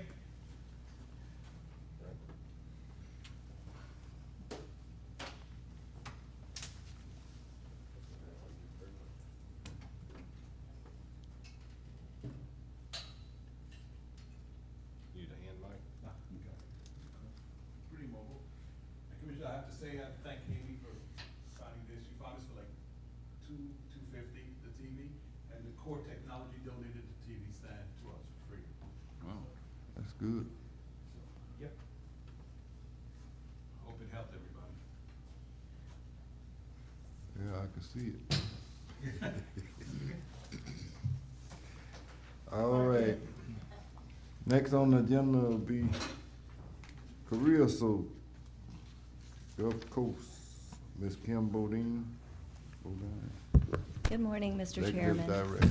Commissioners. Morning. You'll get sick of seeing me. I think I'm on your next agenda as well. This is that time of year where we have a lot of agreements and things that we have to sign to be in compliance with the federal WIOA law. So this is, you have today 5 MOU IFAs. Those are Memorandum of Understanding Infrastructure Funding Agreements. It's something that's required by the federal law. There are 5 required partners, and they have to pay a share of the cost of our one-stop services. We try to work that out with them because even though it's required by federal law doesn't give them any more money to pay some of their money to us. So this can be worked out with in-kind services if an agency so chooses. If they want to send their people into centers that we operate to provide services, we try to work it out that way. Some of them don't want to do that and they'd rather just pay us, and it's very little money. I think probably $1,000 a year divided up a number of ways, which is typical for the government. Probably cost us all more to track it than it actually does to pay it. But this is one of those things that we're required to do. We've included each of the agreements for you. We work closely with all 5 of these partners as well as other partners, but these are the 5 that are required under the federal law for us to have agreement on and for our local elected officials to approve. I'm happy to answer any questions about this process. Pleasure to vote. Anybody got any questions for me? I have a question, Mr. Chairman. Go ahead. Ms. Kim, do you need 5 separate approvals? Can they all be approved together? It can all be approved together for all of the agreements, and then we need a signature for each agreement. So moved. Second. I got a motion on the floor by Commissioner Jones, second by Commissioner Master. Any more discussion on it? All in favor? Aye. All opposed? That passes unanimous. Thank you. Thank I'll you, see you Ms. next month. Can I ask you a question before Yes, you go? sure. You got the, we got this program where y'all working people, you know about how long? So we actually have 2 now because they gave us some money for COVID. So we have a couple of COVID positions over here as well. I think one's at the senior center, and there are some with Franklin's Promise. And then we have the additional positions under Hurricane Michael that we had previously. The Hurricane Michael positions, we've sent in a $29 million 3-year extension request for Hurricane Michael cleanup and restoration funds. Our funds are going to end somewhere in the beginning of August. It's hard to, specifically put a pin in a date because the number of workers fluctuates, and then with COVID, some people were laid off for a time and have been brought back, but not all of them have been brought back. So I think we have about 220 people all told in 3 counties on that payroll daily. So, there's some fluctuation with it. We will be, we have received from you all, I think, a letter of support previously for that grant. We're going to probably modify that letter a little bit because if you remember, we almost ran out of money a couple of months ago. We were within 4 days of running out of money. Right. We'll probably ask another letter of support to send those up, and we're at that point in time where we will start working with our representatives, our congressmen and our senators to make sure that that gets pushed through. The feds under USDOL won't even look at our request at the federal level until 70% of the funds that they just gave us are expended. The problem with that is that they give themselves a 45-day window for approval. By the time we get to 70% expended, there won't be 45 days left before that money runs out. So we're trying to work now with Congress, our members of Congress and senators to get USDOL to break their standard operating procedure and take a look at this one more earlier than when 70% of the funds have been spent. Of course, right now it's hard to get attention on much of anything other than COVID, but we're gonna work on that. So we'll be reaching out next week. We have 2 weeks that we're going to be trying to pull all those letters back in and start getting our members of Congress and Senate to work for us to push that forward. I feel like they will extend it. I think that Hurricane Michael, even though it's been 20 months now, I feel like it still has the attention that it needs there, especially with our members. So I'm optimistic about it, but as with everything else that goes all the way to the federal level, it takes a push. So we're going to be working toward that. Well, whatever we can do to help.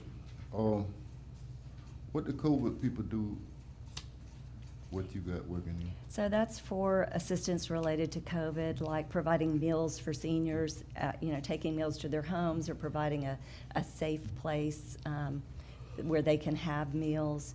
We have some of them that are helping with food distribution organizations.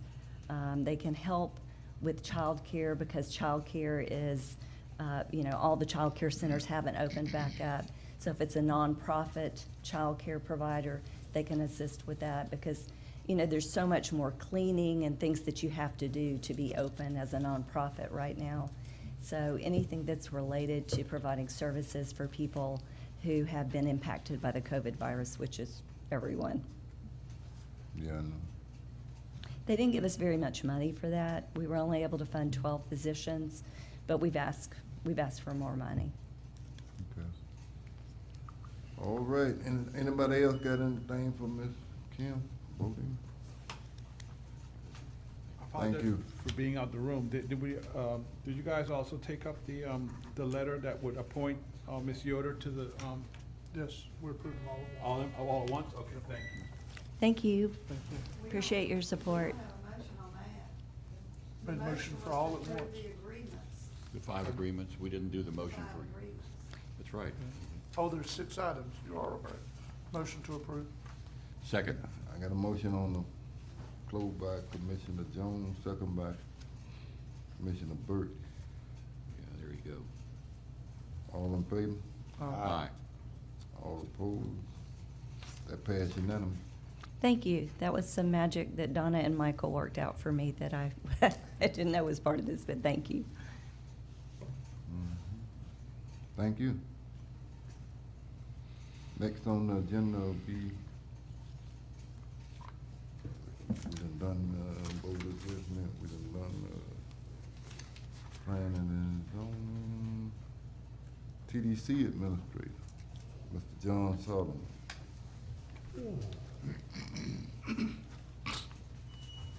Good morning, Commissioners. Good morning. I have 2 action items on my report today and then 8 information items. The first one on the action items, the TGC Board voted last week to recommend a 1% increase in the tourist development tax. Pleasure to vote. So moved.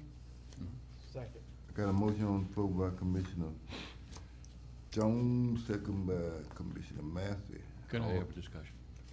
Yeah. Yeah, thank you. As I look at the statistics of the 67 counties and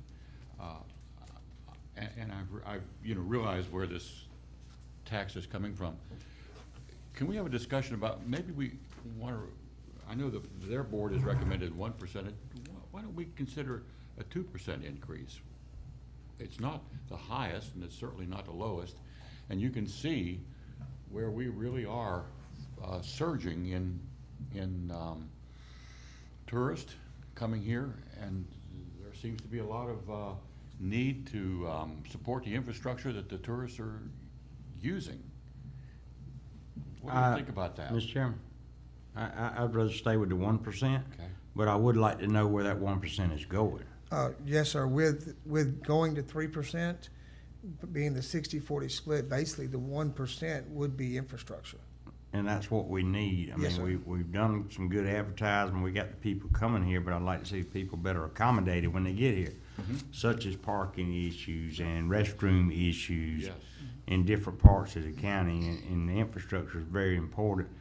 Not only parking for the island and other places, our place of Cola needs some parking too. And I've been talking about this for 10 years and trying to get infrastructure done to accommodate the people you're asking to come here. Because when they go back home, I don't want them to say, well, it's a beautiful place, but there ain't no place to park, or there ain't no place to go to the restaurant. In other words, you need more infrastructure product to accommodate the people you're advertising and bringing here. As far as wanting to go 2%, I would like to stay with 1% at this current time. It can be amended at points going forward. And that's my opinion. Mr. Chairman. Yeah. The board has two options in considering moving forward with the 1 cent increase that's being asked by the TDC board for your consideration. It can either be adopted by a supermajority by ordinance, as you adopt other ordinances, except you have to have 4/5 vote, or it could go to a referendum, and I need some instructions from the board on what process you want me to follow regarding this potential 1 cent increase. Ordinance or referendum? Mr. Chairman, can I speak to that, please? So, for the rest of the board, Attorney Schuler, we did have a discussion at the TDC board level about the two options. Yes, sir. And they also agreed that 1% was the best way to go, because as we understood it, if it were a 2% ask, it would have to be a referendum, which would cost taxpayer-funded dollars to do so. So that's why we're looking at the 1%. We know there's a need. All of us, we talked about the last meeting, for tourism and tourist-related infrastructure in the county. We're also looking at a revenue loss due to COVID directly from that, you know what I mean? So that's why the discussion was 1%. How much is the tax? Right now, What it's the two. high?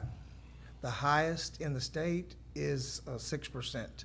The highest is 6%, right? Yes, sir. Now, that can go to 7. Okay, Down what south. what No, we it's even in Wakulla County. Really? We at 2%. 2%, yes, sir. Okay, Mr. Schuler, lawyer question on what he just said. Do you have to have a, To go to the 2%, yes, sir, I believe that is the correct statement. okay, all right, Okay, Mr. Chairman, that changes. yes, ma'am. you know, I'm all for parking lots and that kind of thing, but I want the board to know, I feel like before you make a vote, you need to have a plan of exactly how you're gonna spend that money. Because when you look at this, because we're under 100,000 population, there's a limit of up to 10% of your revenue can only be spent on beach park facilities. I don't know if parking lots come in that. There's also on this 1%, there's also a requirement for public facilities that if you don't bring in revenues at least 10 million, you can't spend money for certain infrastructure. There's all these conditions of the 10 million you had brought in, not more than 70% of proposed public facilities will be paid for with tourist revenues. They have to be identified and confirmed by you. You know, at least 40% of all tourist development tax revenues are spent to promote and advertise tourism. There's a lot of conditions in this statute on that money. And I mean, I'm just, as a finance person that's gonna be approving your expenditures, to me, I think you need to have a plan from the TDC board on exactly what infrastructure projects you're gonna do, so that there's not gonna be questions down in the future. And that's just my recommendation. We need to know what infrastructure, and if it's allowed, and, you know, you need to have a plan, not just say infrastructure, because what you may think you're putting this tax for may not be something you can spend that money on. I like that strategy. Go ahead. Mr. Chairman, most of the time, the infrastructure needs come from this board. This board instructs what infrastructures we put in place, and those go before the board and they vote to approve them. The TDC board itself, in the history, has not made infrastructure decisions. The county commission is the ones that makes the infrastructure decisions for the TDC board to review and approve. So, I mean, with the TDC board making a plan, it kind of is counterproductive. We can make a plan, but then it comes back to what the county commission wants to do, and if those things apply. One of the things is we look at this tax and we look at everywhere around the state. Even Gulf County is at 5%. They get less visitors than us, but gain a lot more tourist revenue from this. And again, this is a tax on lodging accommodations in the county, not on the people of Franklin County. This can not only help with infrastructure, but help with maintaining the current infrastructure that we do have, that the TDC has paid for and got used. a lot of the things in the information items, you'll see there's a lot of things that this board wants to be able to do, but we're really handicapped after 12 to 14 years of being one of the lowest in the state. Everybody else has increased. Cost of everything has gone up, but the cost of the tax has not. Now what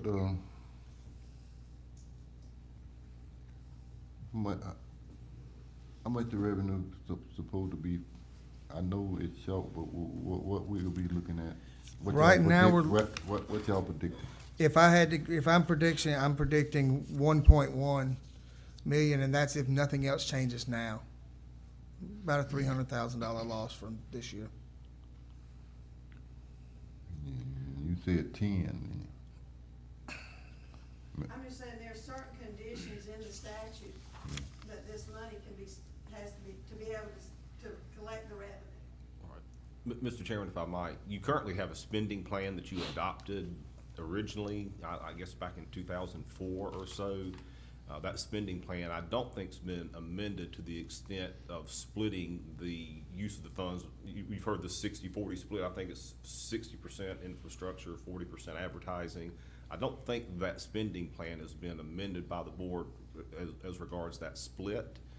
But the additional penny, the clerk is entirely correct. The TDC funds are restricted funds. They're not like general revenue funds. And whatever infrastructure project comes along would have to meet those restrictions in the statute, just as it has done from day one. Right. So it has to be a qualified expenditure, or the clerk is right, it can't be approved for payment. The $10 million threshold she's talking about are some special laws that were enacted, frankly, to benefit certain larger counties down south, and so that they can then open up the restrictions and use the TDC funds for additional purposes that we don't qualify here. One, because we don't meet the $10 million annual threshold, as well as some other thresholds that we just don't qualify for. But So what's your recommendation that we need to do before we vote on this? Well, I need some instructions on if the board's going to approve the consideration of an additional 1 cent. I need some instructions concerning the process, because the process for enacting an additional 1 penny is either by ordinance or by referendum under the statute. And I haven't had any direction from the board whether you want to do this or consider, I should say, increasing the 1 cent by ordinance or some other process. That's the direction that I'm looking for in terms of the additional penny. It would still be subject to the same restrictive uses that the current 2 cents has been restricted to since day one. So we're not talking about enacting an additional penny that would somehow allow the board to spend. We're not opening up a new avenue that we otherwise haven't had available to us to expand the infrastructure portion. It would still be limited to the infrastructures that are authorized under the current ordinance. Typically, for example, the only thing that comes to mind right now on infrastructure in my mind is we put in the Natural History Museum down at Lombardi's. We bought that property and took some time, but we have the museum down there. Fishing piers, I know, are on the laundry list of things that are approved. There's a list of items and categories in the statute that you can spend the funds on for infrastructure, and then there's a follow-on sentence that says essentially any use not specifically authorized is prohibited. So we would just have to look at potential future infrastructure projects based on a case-by-case basis, I think, and then the board will make a decision, whether to approve it because it qualifies or to disapprove it because it doesn't. But I don't know that we can prejudge all those infrastructure projects here today, is what I'm trying to say. Well, what I'm thinking is if you can't spend the money where I think it needs to go, then I'm probably not for it. I'm not for doing more advertising. I'm for want to do infrastructure projects to accommodate the people we got coming. And if we approve it and then we can't do no infrastructure projects, then all you can do with the money is more advertising. And Commissioner, we can do more infrastructure projects because whereas Attorney Schuler said there's still limitations, those limitations of the funding of those things will increase, that those can be done at a faster pace and more, instead of having to take a loan out to pay for something, we could actually pay for it and then start on the next project the next year.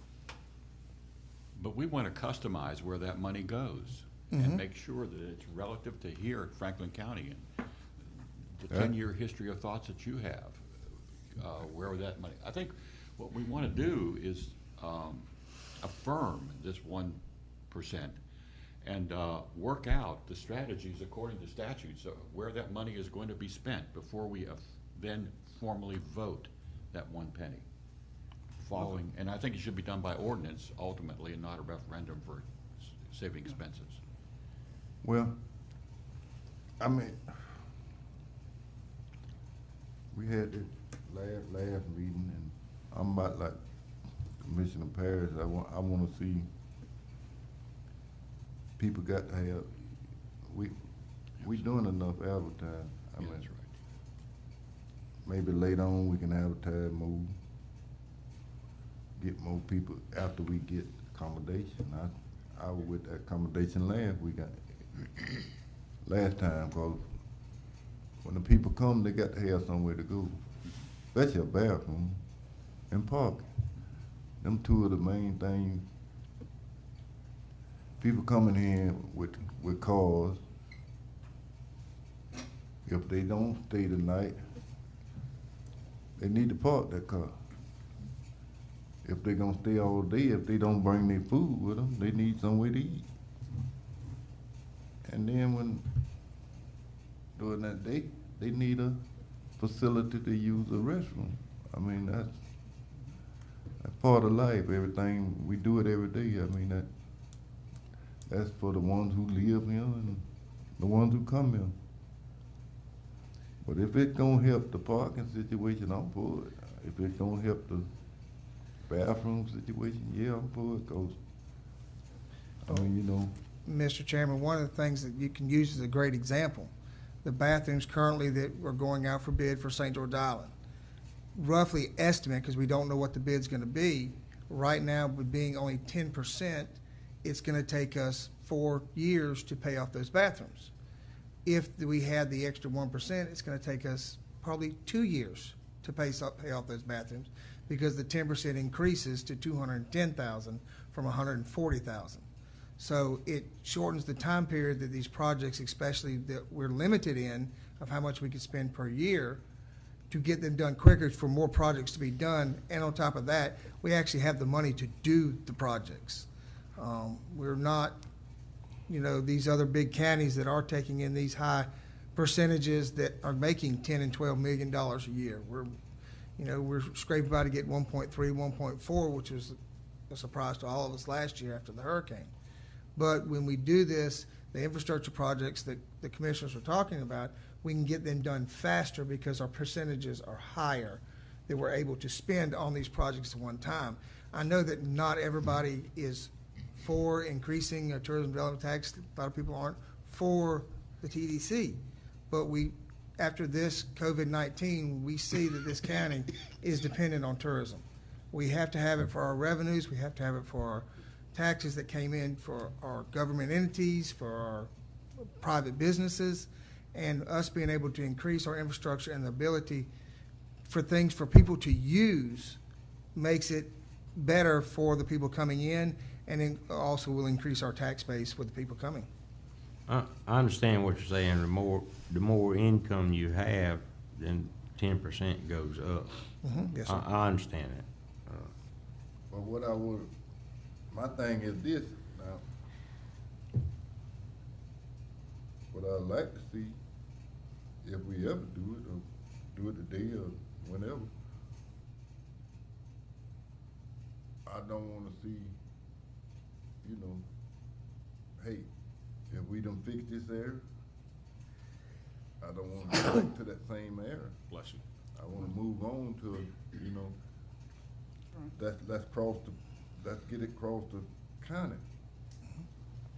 If we done Appalachia, if we done St. George Island, or if we done Caribbean, let's move to the next place. Don't go back to where we done fixed and start, so let's spread the wheel. Yes, sir. Well, if you don't vote on it with us, and you put it on the ballot, most of the time it don't get voted in. Because people think their taxes is going up. I want to ask a clarifying question, if I may. Attorney Schuler, so does the motion made today need to be a motion to try to adopt this by ordinance? That's the direction I'm looking for from the Okay. board, and as I sat here listening to the discussion, then, maybe, I guess by analogy, look at the TDC's request, kind of like somebody asking for a public hearing, get it to a public hearing and flesh out, some of these details, and then you can vote it up or down as you see fit. I just don't know, I'm certainly not ready this morning to sit down and give examples of everything you can and can't do under the infrastructure tax, or the infrastructure portion of the TDC tax.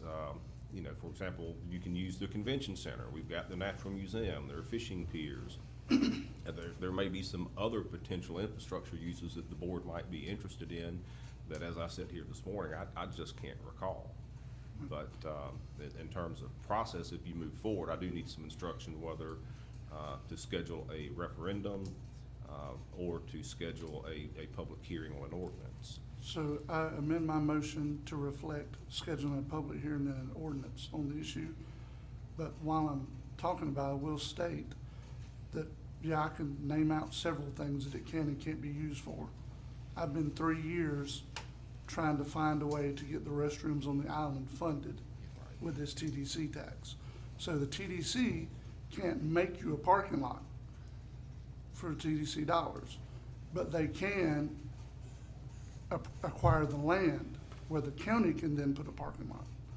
They can do other things that we're gonna enumerate here later with signage at our beach access alleyways. We're talking about redoing every sign across the county with TDC funds, because Mr. Solomon and I went to the island, well, it just happened to be the island the other day, and there was 7 different signs there. There needs to be one sign. Nobody's looking at all those different signs, so it needs to be one. So, and there is a 10% requirement if it's referred to as a beach park facility. But in statute, all that reference is beach restoration, the dunes, the shoreline, those kinds of things. River systems. That's what it refers to. So I will assure you, if I get to continue to represent you on the TDC board, it'll be done by statute. I'm not gonna put this board or anybody else in any kind of peril because I just want something done. So I just want to assure you of that when we're talking this morning. Well, you can assure it while you chairman. I just didn't want to be chairman. You to be the chairman who sit. It's all good. Yeah. We're just trying to address what you asked me last meeting, Mr. Lockwood.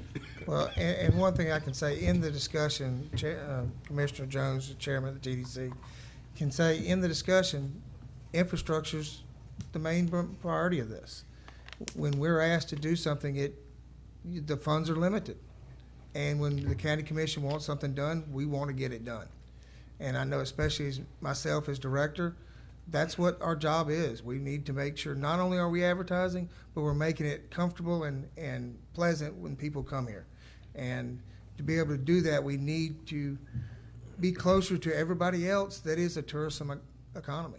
And we're a long way from it.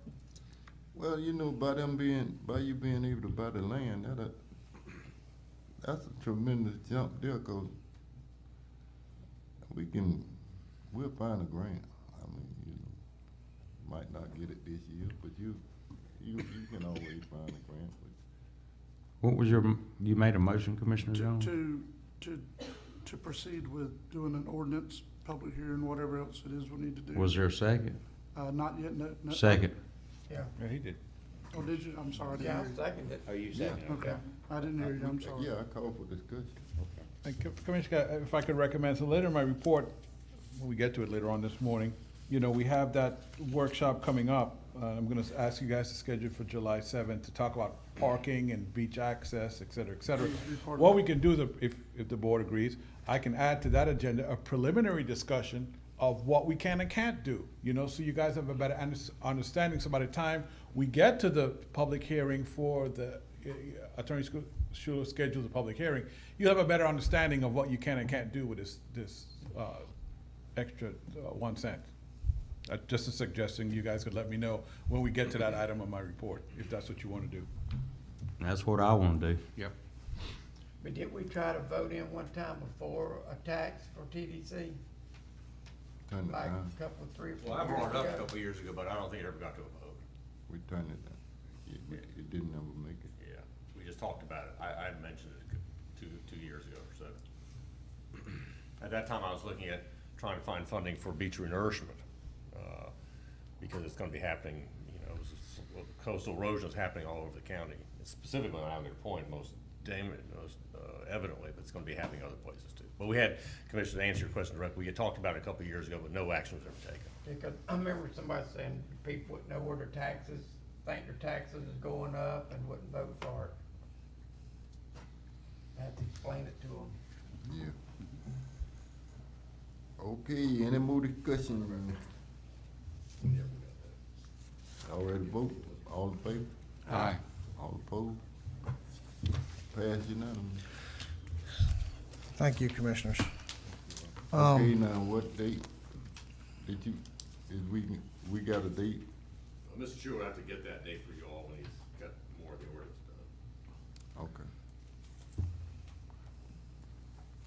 Go ahead. Yes, sir, Commission. The second one is the TDC voted to recommend amending 2K Web Group's contract to reflect the budgeted amount for the fiscal year of 1920 in search engine optimization line item to the budget, as well as pay the outstanding bills of 2K Web Group for the search engine optimization category.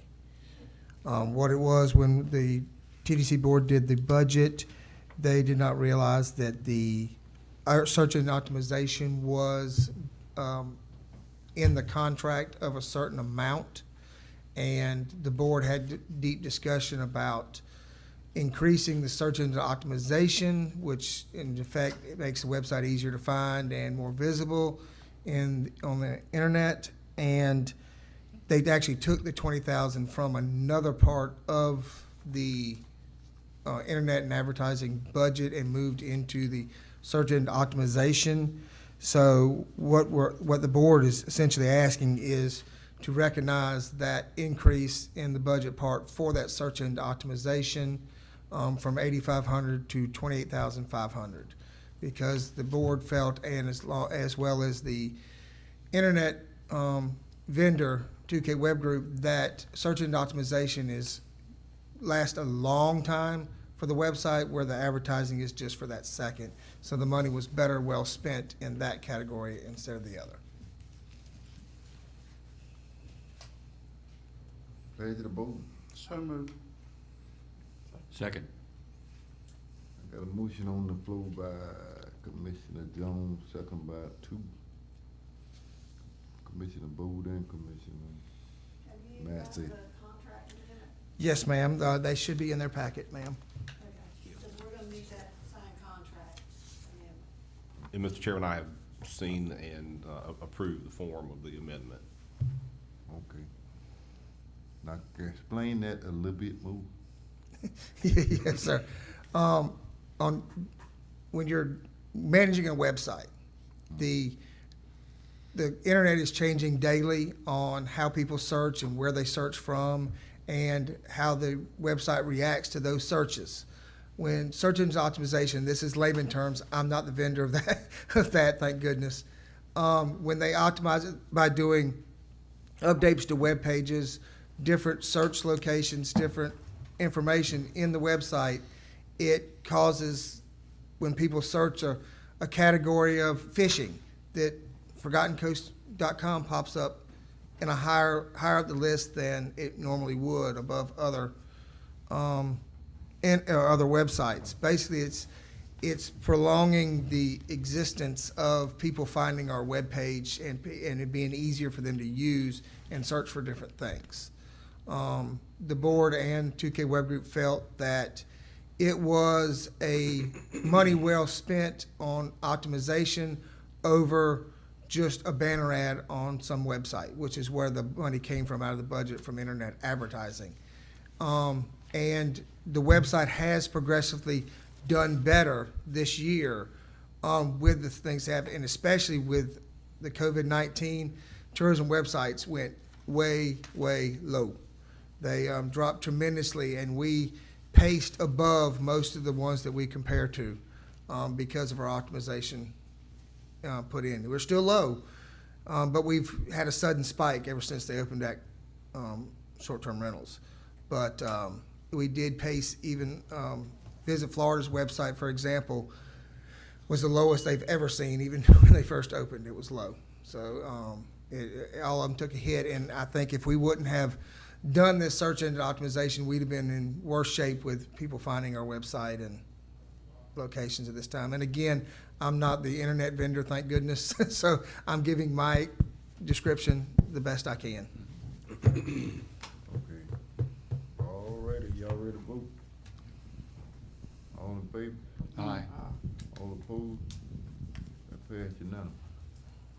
And is there any other questions on any of the information items that I have listed here? I know there's quite a few things that we're going to be doing here recently since we've been back open. So, Anybody got anything else for Mr. Solomon? Keep up the good work. thank you, sir. Y'all have a wonderful day. Thank you.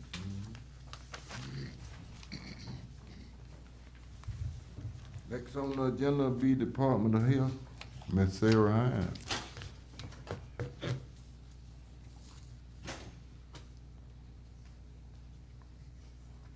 Hello, Commissioners. I'm going to try to make this brief. I'm planning to attend a meeting after this with Ms. Bodine, but I did want to give you just a quick update. Again, my name is Sarah Hines, and I'm the administrator for the Florida Department of Health in Franklin and in Gulf. As of Friday, June 5th, the state moved into Phase 2, as you all know, of Florida's reopening plan, and the state will continue to update the COVID-19 dashboard daily with the number of tests and the number of positive cases. And I just wanted to tell you just a little bit about that dashboard on floridahealth.gov. You know, each morning we get a sneak peek, even including the weekends, about what the dashboard will display to the public, and it gives us a chance to make sure everything's lining up. And also gives us a quick turnaround to alert the state if there is an error showing.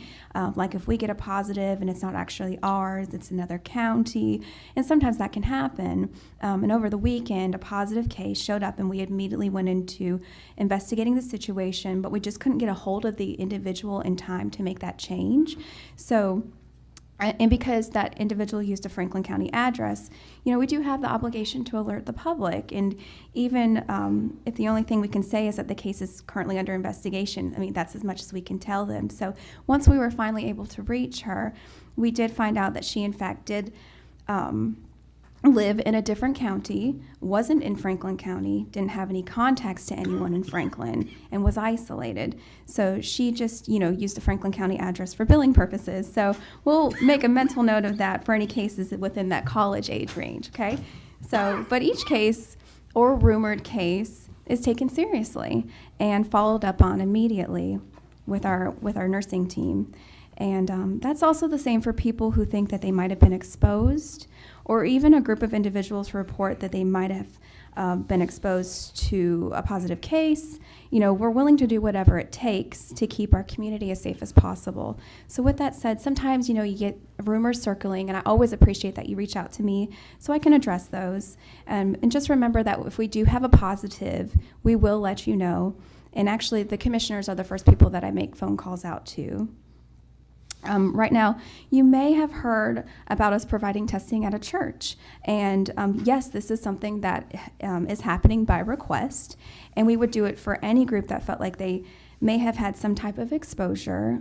We have a testing project happening today to support this faith-based community, but it is open to the public. Regardless, the church has asked us to be there today, and we just want to do everything we can to contain whatever situation may have occurred, and we've come up with a solid plan in place. So each month, we're going to continue to test 2% of the population as part of the state's phased reopening strategy.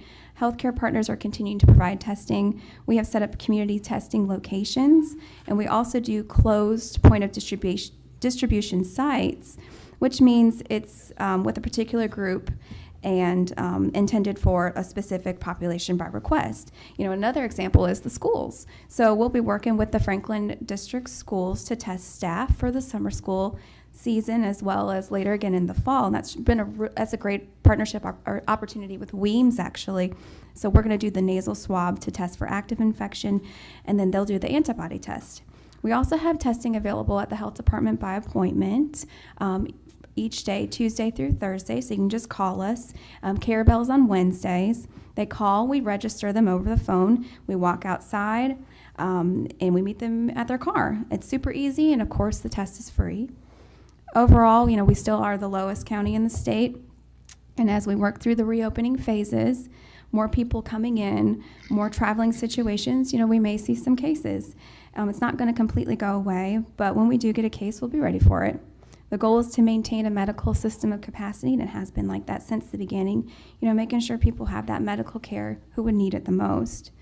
Your health department also covers golf, and they've had, if you're watching, they've had a little bit of climb in their numbers, but the overall positivity percentage compared to the test is 1%. And they're still the second lowest in the state. So the cases that they've had have been travel-related or close contacts to a confirmed positive case. So that's what we're seeing. We're still promoting social distancing as key to slowing the spread of the virus.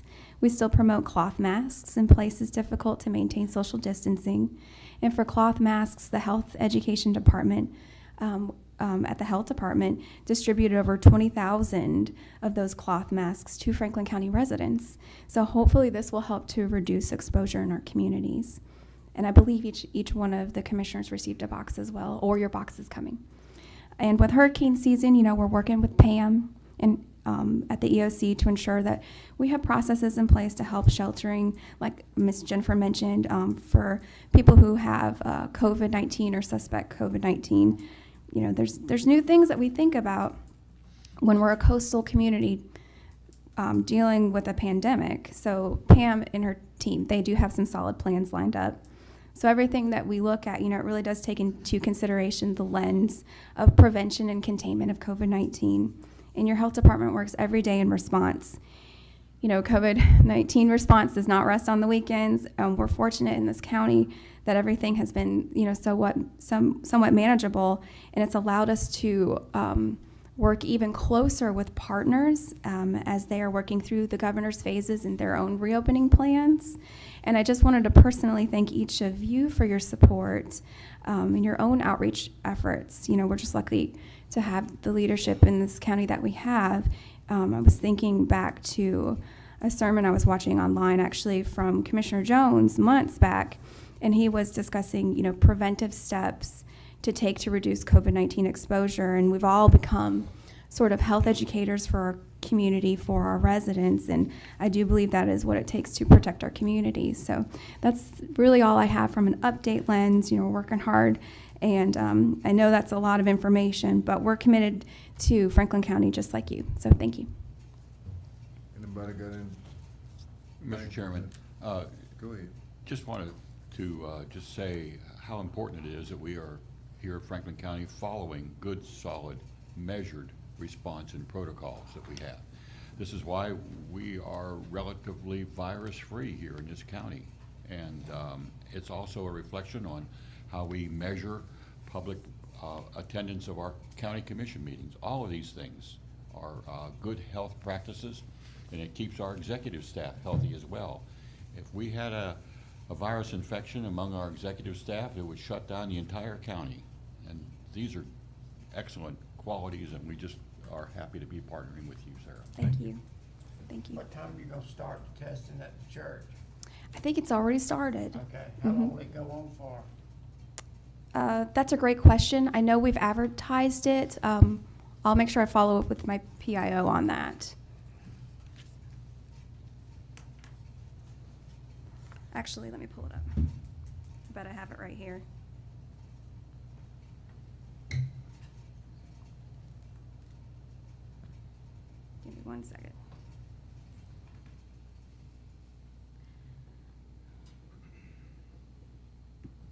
It's from 9 to 2 p.m. That's just a day, every day? We do. Well, actually, I'm sorry. Let me rephrase that. We have testing projects going on and happening in the community, some just focused on certain populations and then some just available to the public. Anybody can go to any of those sites, really. And then, of course, we have testing available at our health department locations, and we run those Tuesday through Thursday. Okay. You just call us ahead. That way we can make sure that you're scheduled in, because it is by appointment, just to make sure that we have, we can get you ready and in and out. Okay. Okay? All right. Thank you so much. Thank you. Keep up the good work. Thank you. Next on the agenda will be Mr. David Walker, Weems Memorial CEO.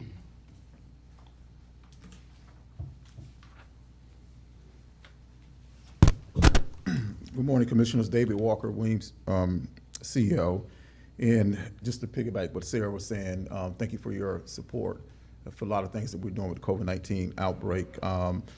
We've been antibody testing throughout the county. We tested close to 400 people throughout the county, Alligator Point, Franklin, and Apalachicola. We'll have some testing in Lanark Village pretty soon. We're partnering with the school district to test their employees this week, and then we'll come back and test them as well in July.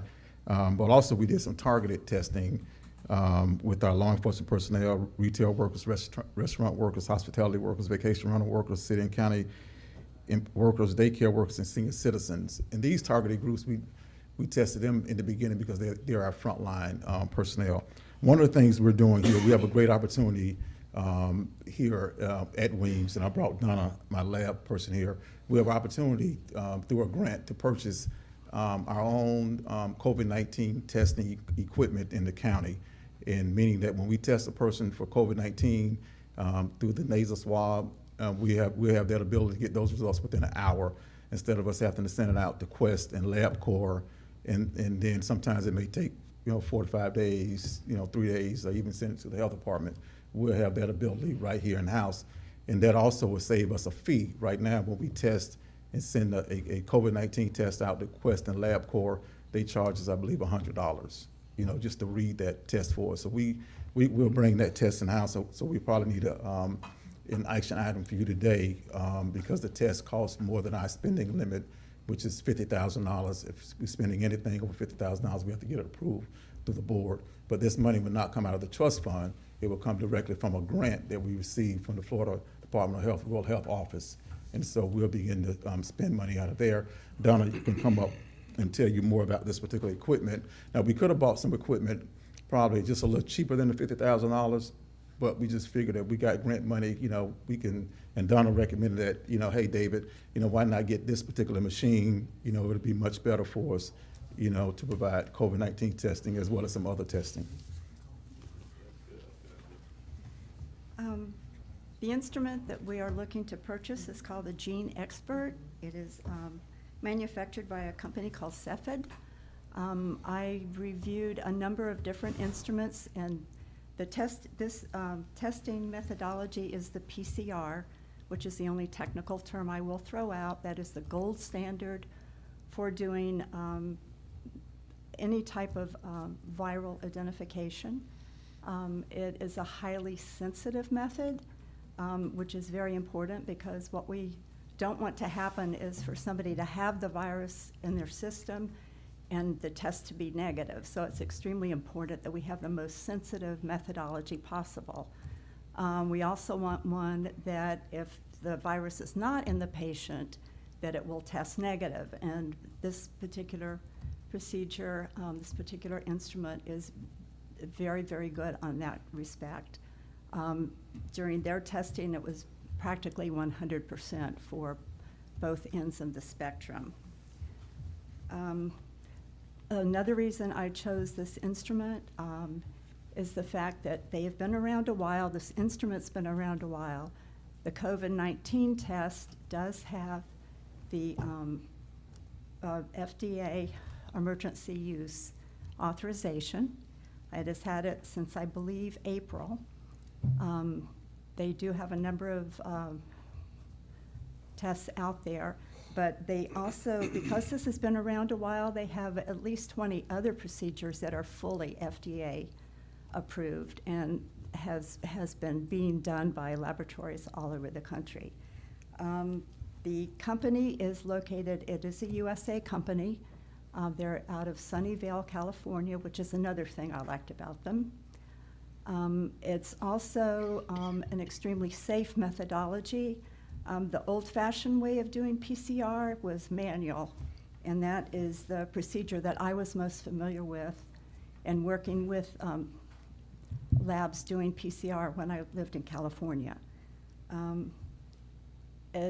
The old method would require a lot of manual manipulation. There was a lot of potential for infection of the personnel performing the tests, whereas with this methodology, everything is contained in a box, so there is virtually no danger of contamination of the laboratory personnel. The dollar amount, there are smaller units. They make from very small to extremely large units of the same methodology. The one that I chose was based on the fact that after COVID, and they are also working on getting just regular FDA approved for COVID, not just the emergency use. And the fact that they are an established company, it will probably happen. But of the 20 other tests, there are 4 that we currently do by other means that we could also put on this instrument. And there are some tests that we currently refer to outside laboratories that could be placed on this instrument and would give us a much better turnaround. Currently, when a patient comes into the ER, if the doctor feels they need the PCR test, the nasal swab, depending on certain criteria, it will either go to the health department or to Quest Diagnostics, which is our reference lab. It takes 48 to 72 hours on average for those results to come back. This procedure would have those results in less than an hour. For the patients who are admitted to the floor, while they are waiting for their test results, they have to be in a special room with negative pressure. The nurses have to wear PPE to go in and deal with the patient. And all of this is very costly. And then once the test comes back and it's negative, then they can no longer have to use the personal protective equipment other than the obvious masks and the other measures that we take with everybody. And they can be moved out of that room, and it can be reserved for somebody who comes in that may truly have COVID. If it's a patient from a nursing home, we have to keep that patient either in the emergency room or put them on the floor until that negative test comes back before they can be sent back to the nursing home. So having this piece of equipment would allow us to know almost instantaneously the status of the patient, and we would be better apt to send them back immediately if it comes back negative, or deal with them appropriately if it comes back positive. One thing I add also, the reason why we want to test quickly, because if you can identify who have the virus, and then you can go ahead and isolate them, instead of waiting, for days, they may have to go back home. And also when schools start back, children are really going into an open environment now. We really want to watch the number of kids that would get tested positive, for COVID-19, and that would help us begin to identify them as well and to treat them. But one thing is it will bring us in a county to have our own testing ability in our small hospital. And that's what we're trying to do, really create access to care, to knock down some barriers on that. And so, this is a good thing for us. Also, we're working, and we probably will have it soon also, to read our own antibody results pretty soon with the instrument that we currently have. And that's going to be very key for us as well. So we're trying to make sure we have everything we need inside of our county to be a resource for the community. And I think, through this grant opportunity, it will help us do that. Sounds good. Question, is there any, if I may, Commissioner, is there any match to it, sir? No. This is no match funding. You know, this totally funding from the State Rural Health Office, which is good. And what we're trying to do, we're trying to look at alternative funding options so we don't have to tap into the trust fund for things that we don't really need to. So this is straight money that we got anyway, but we just want to buy an instrument that costs $9,000 more than what we can spend, you know, with the spending cap. Pleasure to vote on that, man. Mr. Chairman, we're under a declared state of emergency presently, and this is COVID-related services. So my recommendation to the board is that you declare or recognize a state of emergency and waive the local bid policy, which otherwise would require bidding for the purchase of this item of intangible or tangible, personal property. Okay. I need a motion on that. So moved. I got a Second. motion by Commissioner Masters, second by, who's second? Patterson, Jones, and Vogt. Okay.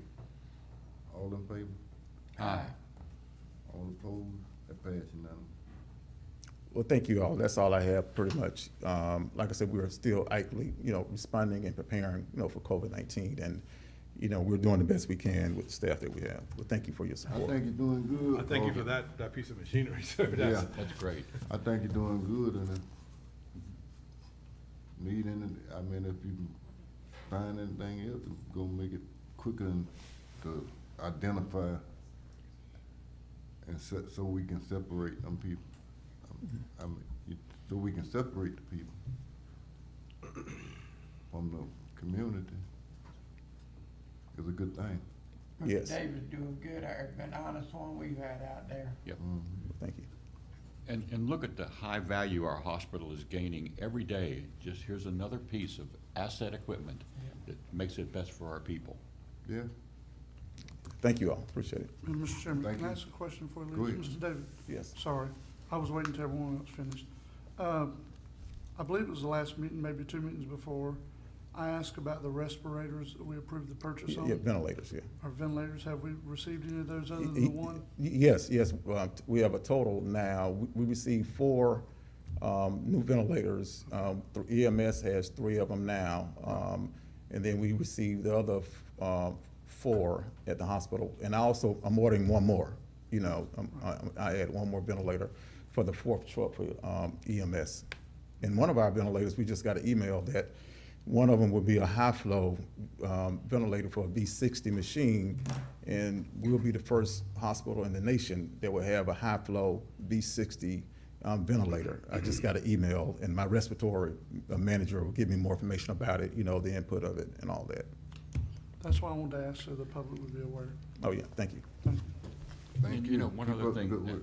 Go ahead. that $3 million that we got the other day from the government, I know that there aren't guidelines on how that'll be spent, and are we beginning to look at that? Yes, yes, yeah, yes, yeah. Every hospital, especially rural, small hospital, got $3 million was the baseline. And so that money can only be spent towards COVID-related activities or lost revenue, and then anything to prevent, respond, and prepare for COVID-19. And so even with this machine here, if we didn't get it out of the money that we got from the Department of Health, we would have been able to get it out of this particular, the $3 million.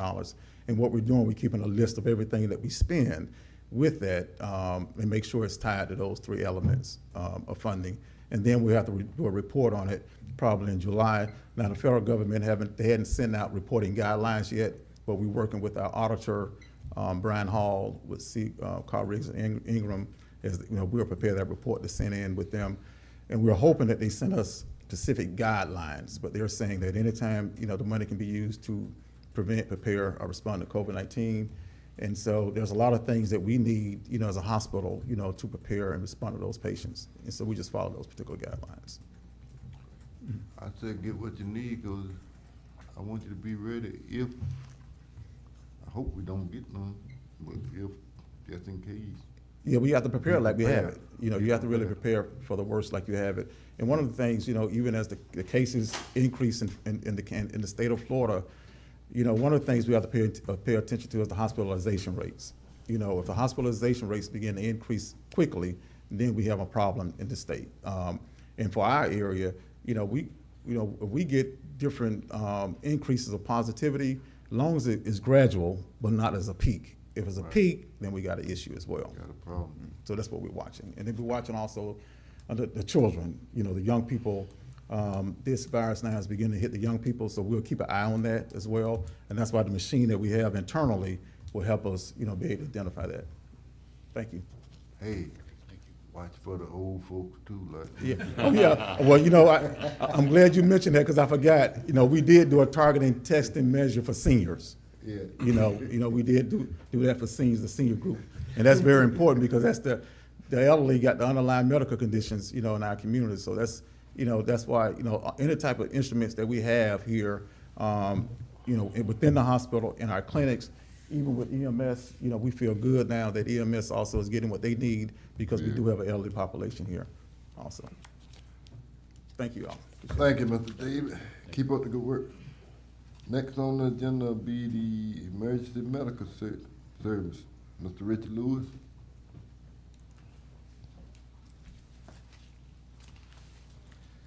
Good morning. Richard Lewis, Weems EMS Director. EMS was recently awarded the EMS State Matching Grant. In the grant that was awarded, we received 3 Lucas devices, which is a mechanical CPR devices, as well as 5 AEDs.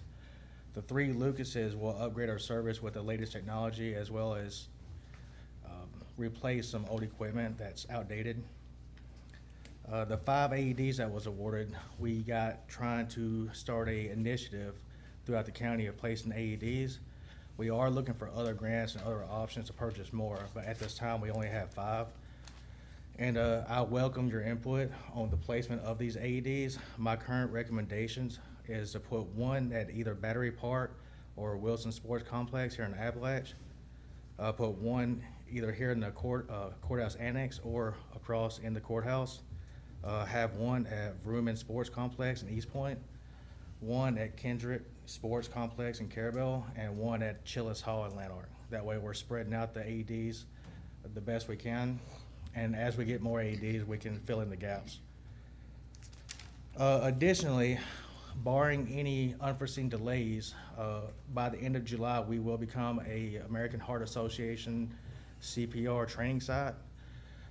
This, along with the AEDs, is part of a public CPR initiative that we're trying to do throughout the county to get public classes and get as many people certified to do CPR and operate the AEDs as we possibly can.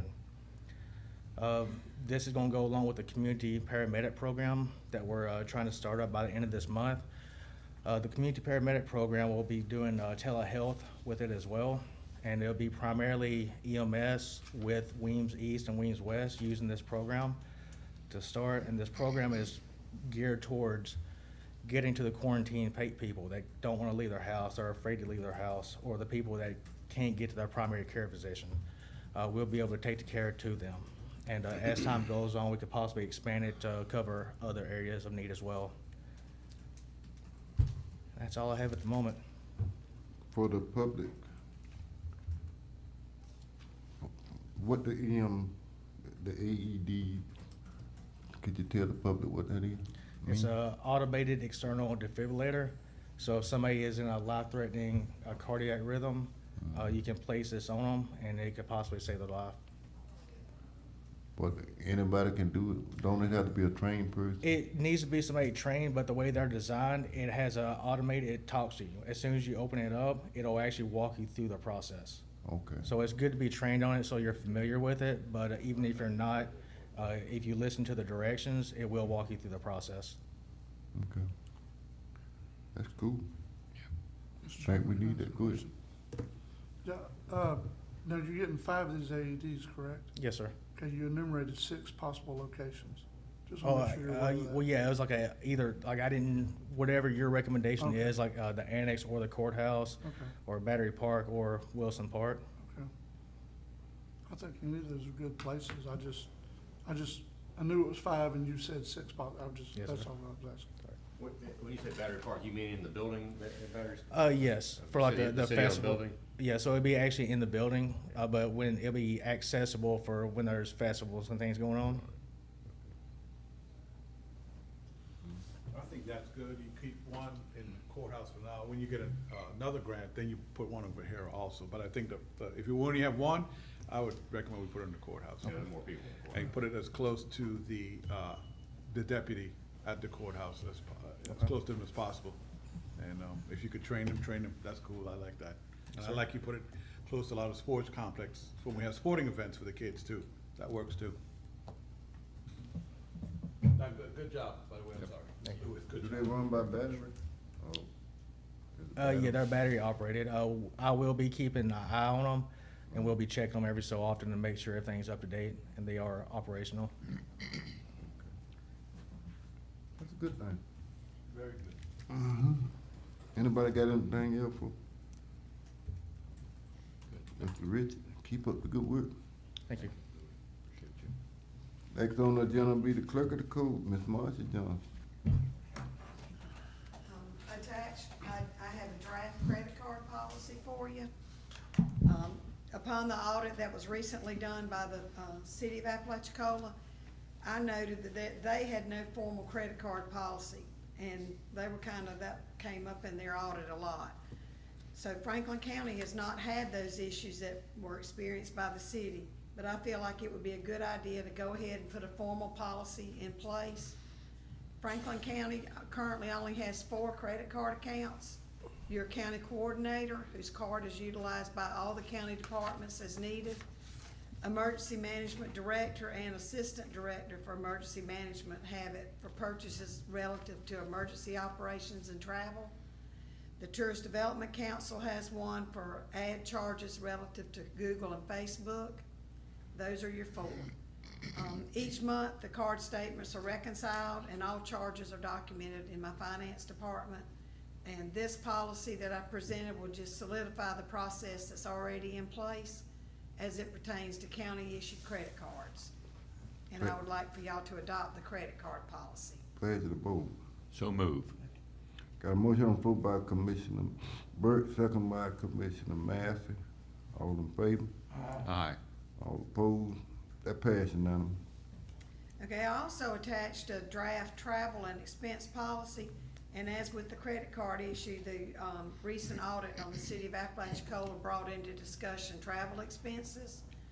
And in the past 5 or 6 years, I had proposed a similar travel policy that was not approved, and I feel like it would just be in your best interest to adopt a formal policy once your county attorneys had a chance to review it.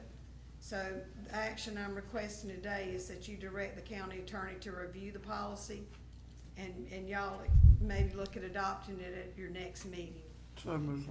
Second. Got a motion on the floor by Commissioner Jones, second by Commissioner Massey. All opposed?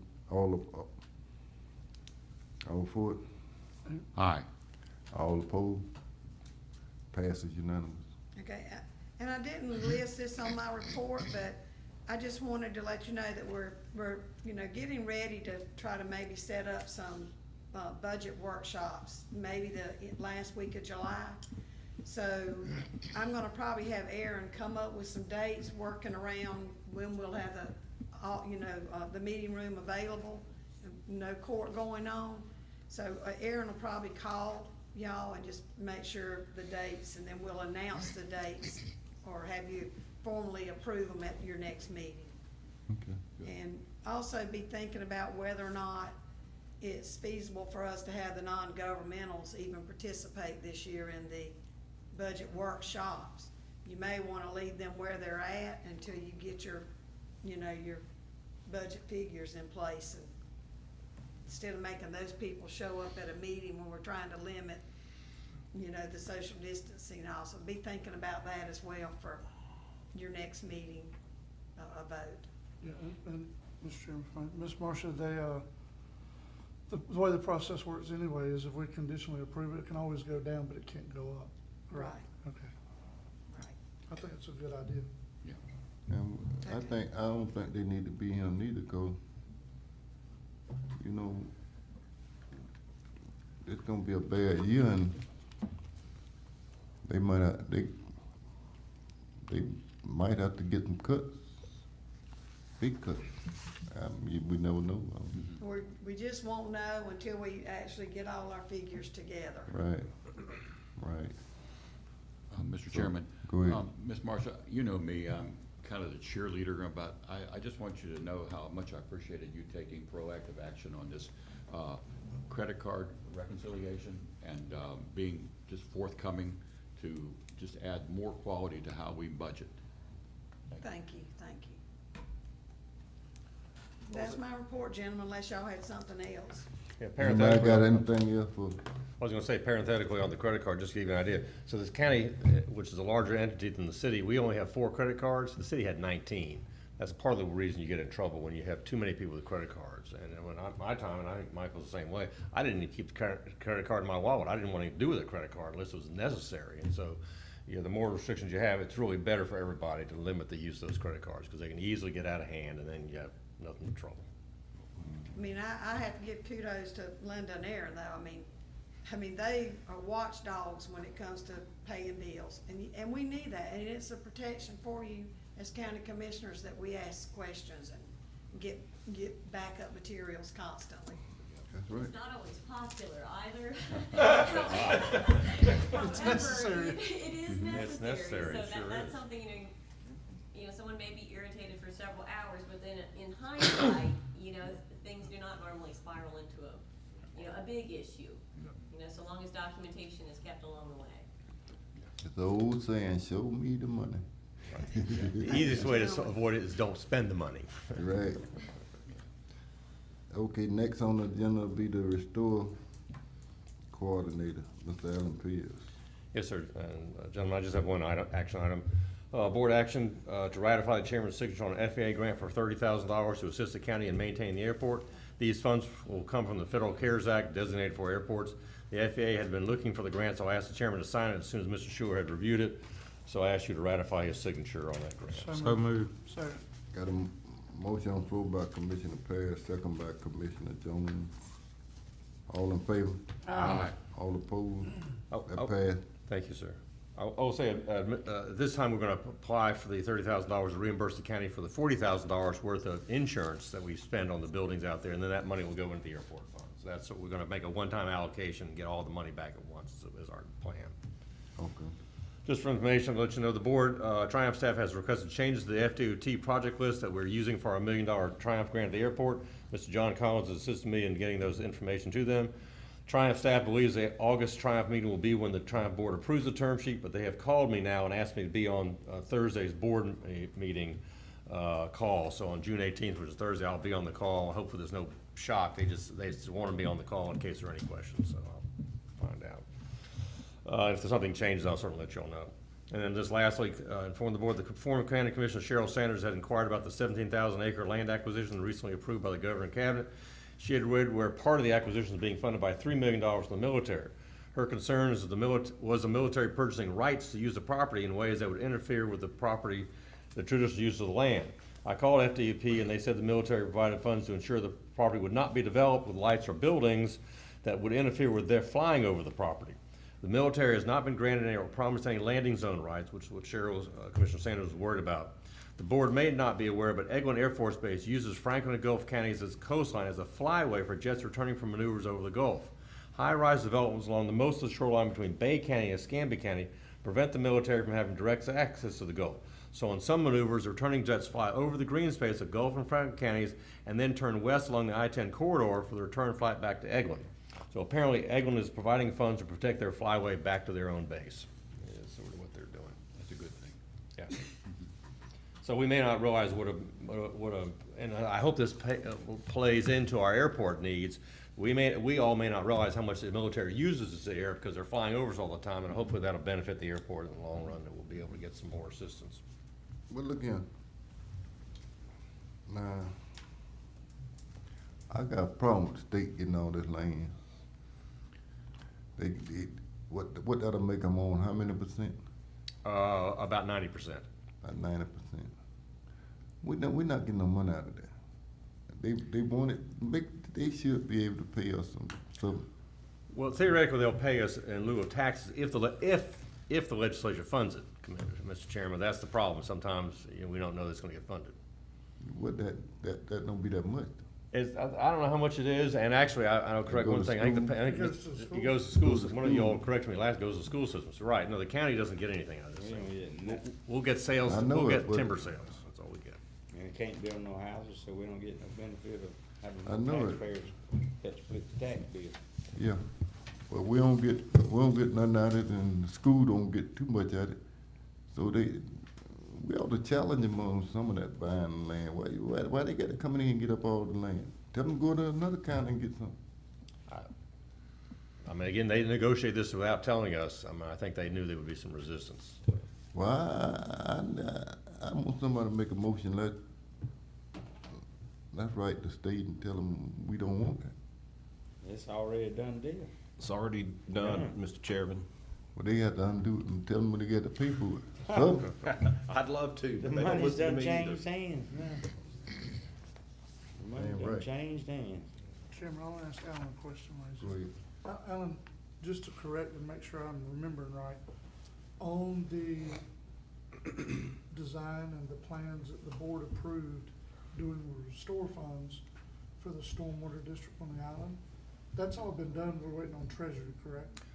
Well, yes, we're waiting for Treasury to approve us to go out to advertise, to hire someone to do the planning, yes, yeah. Treasury's gotten all wrapped up in this COVID stuff, and they've just been very, very slow. They should have done this in April, and now here it is June. We're hoping to hear any time So now. the delay's not on us, but No. it's on Treasury? It's getting on back- Treasury, okay. yeah, yeah, I thought that was correct, I just Yes. wanted to make sure. yeah. Yeah, it is. Right now, we voting on the tax for the school for them to have money. They getting the land, they want, sometime they send us some money. They ought to be made to be guaranteed, if they gonna get the school ought to get a guaranteed figure for some. And, you know, that old buddy system, they done went in there, some of their buddies have seen it and wanted it, that ain't right. Mr. Chairman, you're right. It's going to put it, as I said last time, it changes the perspective and the collection of development lands dramatically here in Franklin County. So we now have a development along the coastline, the very area that we try to encourage people to move away from is the only place we have left to develop is right on the coast. Yeah. But it's already done. The only land left, and I just tell you all this, who knows what happens, is the only big chunk of land left is west of Apalachicola that the Mormon Church owns. And if that gets acquired for a St. Vincent Sound, corridor, then, we're really gonna be squeezed. But, Mr. Chairman, to your point, do you think a suggestive letter to say, in exchange for all of this land that you're taking over, state of Florida, would you consider some boat ramp access to our Alligator Harbor and some other issues that will help us in our infrastructure? I mean, you can certainly write that. I already made those comments on a telephone and through an email to the FDP staff who are handling this negotiation. I'll be honest, they said, thank you very much, we'll consider it.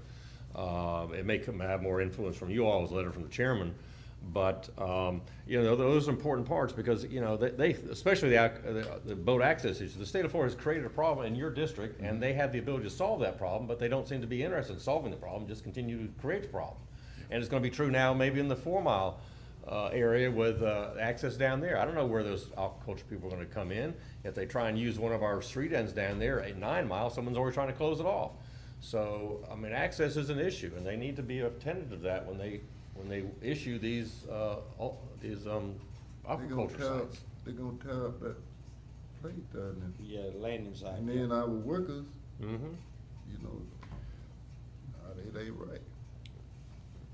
That's what they're gonna do. They're gonna go in there and they go in every day. This is really a big deal. Why don't we plan on some meetings up there, like we did with Shof in December 7th, and talk to the folks up there about our concerns of infrastructure? Actually, probably you hit on something. Maybe the most sensitive person would be Representative Shove. Ask him to see what he can do. I mean, he raised concerns about it for another reason, for affordable housing. He was concerned about the effect this land acquisition have on affordable housing. So I would recommend your staff get a hold of Representative Shove and just say, hey, we're concerned about this long-term impact. Representative Shove, can you help us get some benefits out of this? Yeah. Okay. Yeah, they need to get some benefit. They need to put some affordable housing in the place of something. They taking all the land and what they gonna do with it? It'd be used, it'll be split between management by Tatell State Forest and Ball Point State Park. For what? Bear habitat. Bear habitat. They need to kill all the bears. I ain't gonna do that either. Well, Mr. Chairman, one of the things, you know, they said, oh, it's gonna help the Franklin County's economy because when we finish developing Ball Point State Park, I think I said this last time, but I'll say it again, we anticipate 150,000 visitors a year coming to Ball Point State Park. Just to look at a bear? Well, now they plan to put all this infrastructure in, but that's only true if in fact the legislature funds millions of dollars of improvements. I mean, no one's gonna come to Ball Point State Park now to wander around on dirt roads and get eaten by yellow flies. I mean, they're just not gonna do it. And so then, yes, there could be the potential, but you've got to spend millions of dollars to develop that potential. And the state of Florida doesn't usually fund state parks at that level. I mean, so I see this land not being developed, therefore not having the impact to the tourist economy that could occur. I just don't see it happening. But They might. anyway. Okay. They gonna let them people from all over the country go in there and hunt, something like that. Well, okay. That's it? That's it, sir. All right, keep up the good work. Next on the agenda will be Mr. County, the county coordinator, Mr. Michael Maroon. All right, Commissioners, but before I begin, I do, and I think he left already, I gotta give some praises to David and to Richard Lewis. I mean, really and truly, having our own COVID testing site here locally, we're at a 24 to 48 hour turnover. Yeah, that's good. You got bigger counties that don't even have that convenience, you know, and the AED's a good deal too. So I thank them very much. I was preoccupied a bit and I didn't. All right, item number 1 on my report, starting on page 7, the bottom of page 7, local state of emergency. Commissioner Lockley assigned the COVID-19 local state of emergencies for the week of June 8th and June 15th. I need board action to ratify a signature. So moved. Got a motion on the floor by Commissioner Parrish, second by Commissioner Math and Jones. All in favor? Aye. All opposed? That passed unanimously. We addressed item 2 already. Item 3, Mr. Currington received the following 3 contracts from FDOT for So moved. 3. Got a motion on the floor by Commissioner Parrish, second by Commissioner Jones. All in favor? Aye. All opposed? That passed. Item 4 is a more of a sheriff's item. The clerk's finance office is requesting the board action to authorize the chairman to sign the 2020 coronavirus emergency supplemental funding application and lobbying certification for the Franklin County Sheriff's Department. The Board of County Commissioners is the applicant. The sheriff is the implementing agency. The amount of request is $50,000 and was for coronavirus-related preparation and response efforts. The cost cannot be for anything that has been requested for reimbursement through FEMA during the emergency order, similar to the CARES Act. Sheriff Department is asking that the funds be spent on equipment for enhanced remote communications when officers are on patrol. The requested 24 Toughbook laptops and 10 mobile printers will be more durable and have a more reliable connection for deputies while they're in the field. There's a link that I gave you to that information. So move. Got a motion on the floor by Commissioner Burt. Need a second. Second. Second by Commissioner Jones. All in favor? Aye. All opposed? That passed unanimously. As authorized, I posted an in-house advertisement for the vacant library director position. I received 1 application resume, which was from Mrs. Whitley Roundtree. So moved. Thank you. Second. I got a motion on the floor by Commissioner Parrish, second by Commissioner Jones. All in favor? Aye. All opposed? Passed unanimously. Been informed by the City of Appalachia that the communication repeater used by Appalachia Fire Department was damaged during Hurricane Michael and is now inoperable and requires repairs by a service technician. The repeater is part of the volunteer fire department communication system. I received a quote, which is attached, for $1,062.33 from Williams Communication for the repairs to the repeater. So moved. Motion on the floor by Commissioner Jones. Second. Second by Commissioner Parrish. Yeah, the reason, and I say this, so the confusion on the repeater, it sounds like, why are we paying for a repeater owned by the city of Apalachicola Fire Department? Well, it's also a repeater used by EMS, so I mean, I think it has a dual role. But EMS, and we'd agreed when we went through the problem the last time with the East Point system, and we agreed they would have to either get a maintenance contract for their own handheld radios, and the county would pay for all the repeaters throughout the county. So that's, if I'm wrong, one of you guys could correct me, but I thought that's what we did. Okay, all in favor? Aye. All opposed? That pass unanimous. Previously, item 7, previously the board authorized commissioners to use paving funds to repave roads in their districts, and Commissioner Lockley and Jones have submitted a list of roads for repaving. So moved. Second. Got a motion on the floor. Loving this. Well, Mr. Chairman, I suggested that we try to do this while the paving company was already in the county doing a project at the airport to save the mobilization fee. I have an experience that every time we do a bidding, that goes to mobilization, it's 10%, it's a large cost if you have to go. It really is, and the company was already here. Other than that, I would follow the normal bid policy, but, you're talking about $25,000. And then if they have to go to Commissioner Lockley's district and charge us another mobilization fee, then, we're saving like $40,000 by waiving this bid policy right now while the company's in town, so that's the reason I made the motion to move forward. Thank you, sir. I got a motion on the floor by Commissioner Parrish, second by Commissioner Jones. All in favor? Aye. All opposed? That pass unanimous. Item 8, the Big Bend-based care has sent the county's updated designated receiving system and behavioral health transportation plan. The first plan was signed in 2017. It expires this year, so we need another 3-year plan. A copy of the proposed plan, along with its attestation, is included in the agenda packet. Attorney Schuler has not had the opportunity to review it as yet. It's not too much different, but I will prefer, that's why I asked the motion to include his review before the chairman signs it. Motion to approve. Got a motion on the floor by Commissioner Jones, second by Commissioner Master. All in favor? Aye.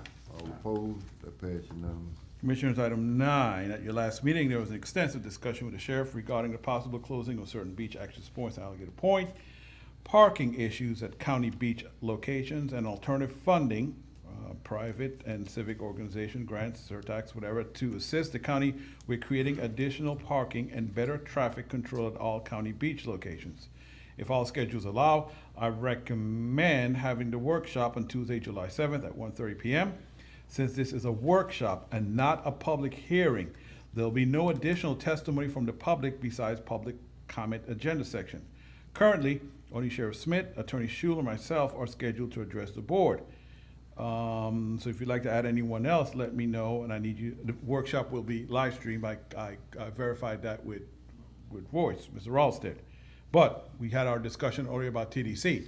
So am I adding a separate item on the meeting for TDC to come flush out what they would want to do with the extra 1 cent? Is everybody good with that? Yes. Yep. And we should have our clerk here for guidance.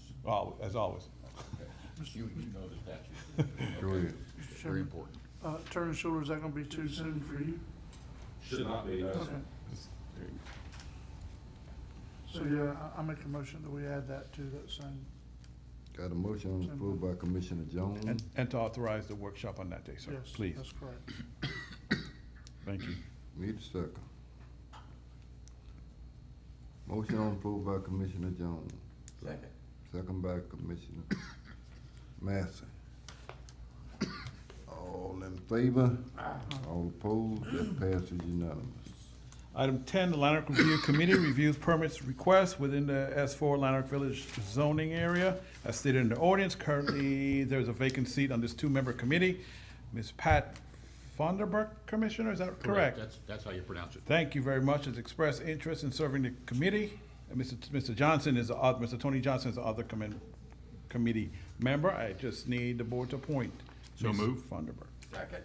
I got a motion on the floor by Commissioner Burke, second by Commissioner Massey. All in favor? Aye. All opposed? That pass unanimous. Information items, you have the broadband initiative. I met with, on a phone call with Representative Osley. We discussed a lot. What they did not realize that how the lack of broadband here in Franklin County affected our census. I brought that up. Then the others started to discuss, and they were like, ooh, wait a minute, you're right. And they talked about that too, which is good. So the next week, the governor signed the law, signed the bill into law. And so we need to thank Representatives Drake and Osley for all the hard work that they did. Commissioner Jones, I saw something where you posted something to that effect. It moves the oversight from DMS to DEO, and it includes funding, and that's a victory for internet underserved rural counties like ourselves. So I want you guys to be aware of that. And lastly, on my report, I will be reaching out to Attorney Cox for prospective dates for our required ethics class. We can do it right in here. All right. One thing, Fonda just sent me a message earlier saying that his staff is finding a lot of holes and trenches being dug in the beach. And so I guess we need to get out some kind of PSA. I guess I'll talk to John at TDC. That's dangerous because people can fall and hurt themselves on that. It's kind of like a fire on the beach. You've got sued for that before. So I'm going to be sending out some kind of message to that. One of y'all to be aware of that. I'll get him to work with John on that message. And right here. Hang on, Mr. Chairman. Mike. Sir?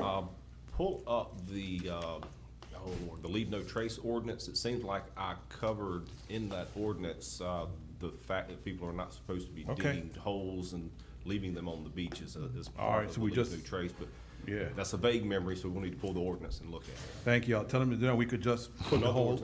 Instead of just a PSA, there could be an ordinance that Yeah. addresses it as well. If you Well, would. Mr. Chairman, if I may, that's also one of the items that, and I don't know if there is an ordinance, but increasingly people are wanting to create fires on the beach on the island. Someone said the other day that there were over 20 at one time down the beach. We've already had one lawsuit. Right, so those are some of the issues that we discussed at the TDC board, and that was one of the informational items, Commissioners. That not only we're addressing redoing the signage, but it needs to reflect these things, so it's enumerated there, because there have been people that have told me, as the commissioner of that district, well, it doesn't say on the sign I can't dig a hole. So, anyway, we're looking at addressing that. Well, what they have in a bonfire. Yeah, but. There ain't that many hot dogs. Yeah, that turns into a lawsuit for the county. I know it. What I just handed out to you is the draft of the one-page ad that this board approved a few meetings ago for census. Want to make sure if you have any issues, give Courtney a call. If you want to change something, you're not comfortable with something, that's what that's for. And that ends my report, Commissioners. Anybody got anything else for? And like I told you, the meeting tomorrow, Wednesday at 10 a.m. With FAC over the CARES Act. So I'll be on the. You're gonna have county staff attend that, right? I'll be on it, yes. Okay. Yes, sir. I will be on it as well as your representative. Yes. Oh, yes, sir. I'll be on that one. You'll be on it, Ricky? Yes, sir. Okay. Yes, sir. Well, as a representative for this Yeah, county and yeah. this Senate district. Right. On the board of directors, I will be on that. All right, anything for me? Anybody got anything else for Mr. Marone? Keep up the good work. God bless you. Next on the agenda be Mr. Michael Schuler. Mr. Chairman, I do not have a report for the board, but I'm here to answer any questions that the commissioners may have. Or anybody got anything for Mr. Schuler? Keep up the good work. I think we've had enough things for Attorney Schuler lately. He's doing good. Thank you. Thank you, Commissioner. Next will be Commissioner comment. I got one. Oh, earlier when I was talking to Pam's assistant, she it wasn't, she didn't do it, but Pam allowed, when you're gonna change processes or anytime you got application, you're gonna change, anything you do with a change, it's supposed to come through the commission. You don't change it and start interviewing and without the commission knowing. And I don't think that's right. Whether it's on an application for the county or anything we do. Just the county, you got process. Just your head, your staff, just 'cause they the head, don't mean they just change this and say, well, I'm gonna put this on the application. That's the same thing we were talking about with the library thing. It's the same thing. The people told them that they needed The MLA? you know. The masters? MLS. MLS, This sorry. here, MLA. it's an entry-level job they talking about, and going through all these changes, it don't make sense. It's not right. And I'm gonna talk to her about it when she come back. You don't do that. I mean, it's an entry-level job. You don't, a test and all that not required. I don't think. To explain a little further, what the chairman's talking about, because he got complaints, I got complaints. There were complaints about the interview process that Ms. Burnell used out there, and some of the questions asked. And the reason Jennifer talked about the labor attorney, because I felt that there were some questionable things that I was uncomfortable with, so I asked him to contact the labor attorney and to see how he could help them and make sure, clean it up. There was a veteran involved in this, and we're supposed to give veterans preferences, and he actually has called for a meet back with Pam. I don't know what it's about. So I just want to give some additional background information to let you know that's what the chairman is complaining about. More so, there was a test involved that I guess none of the other departments had used, but we all have our ways of interviewing, what we do. But that's the problem. That's the issue that we were having. That the chairman is having with it. The process, it was different. And we did receive some complaints from some of the people that were interviewed about the process of how they felt the interview went and how they were talked to, I guess. I'm trying to be as diplomatic about this as I possibly can. If they're gonna change it, if anything that changed in this for the county, and we got a supervisor, it's supposed to run through your office, and then they supposed to be presented to us. If we okay it, fine. But they just can't change that over as they feel like it. You can't do it. It's not the way it's supposed to be. All right, anybody else? Yes, sir, I have three things I'd like to mention. Relative to my district, County Coordinator Michael is going to put together a conference meeting to address some of the code violations that we have in our county, and it'll be scheduled here with county staff, to our building official, to develop a strategy in addressing some of these residential code violations that we've seen here lately. So we are acting on that item. I also just wanted to point out to you that we have new leadership at the Alligator Point St. Teresa Volunteer Fire Association. That new leadership is assumed by now Hugh Hartsfield, and they are moving in their continued good quality direction. And then the third area is just an opportunity to let you know that I am coordinating concentrated input to this county commission through the leadership entities in my district. That's Alligator Point St. Teresa Association. They are working with their own internal committees to develop policies and procedures to present to us as a county commission. And I'm also beginning to mature that also at Lanark Village so that we have single focused direction of recommendation from folks into our county commission.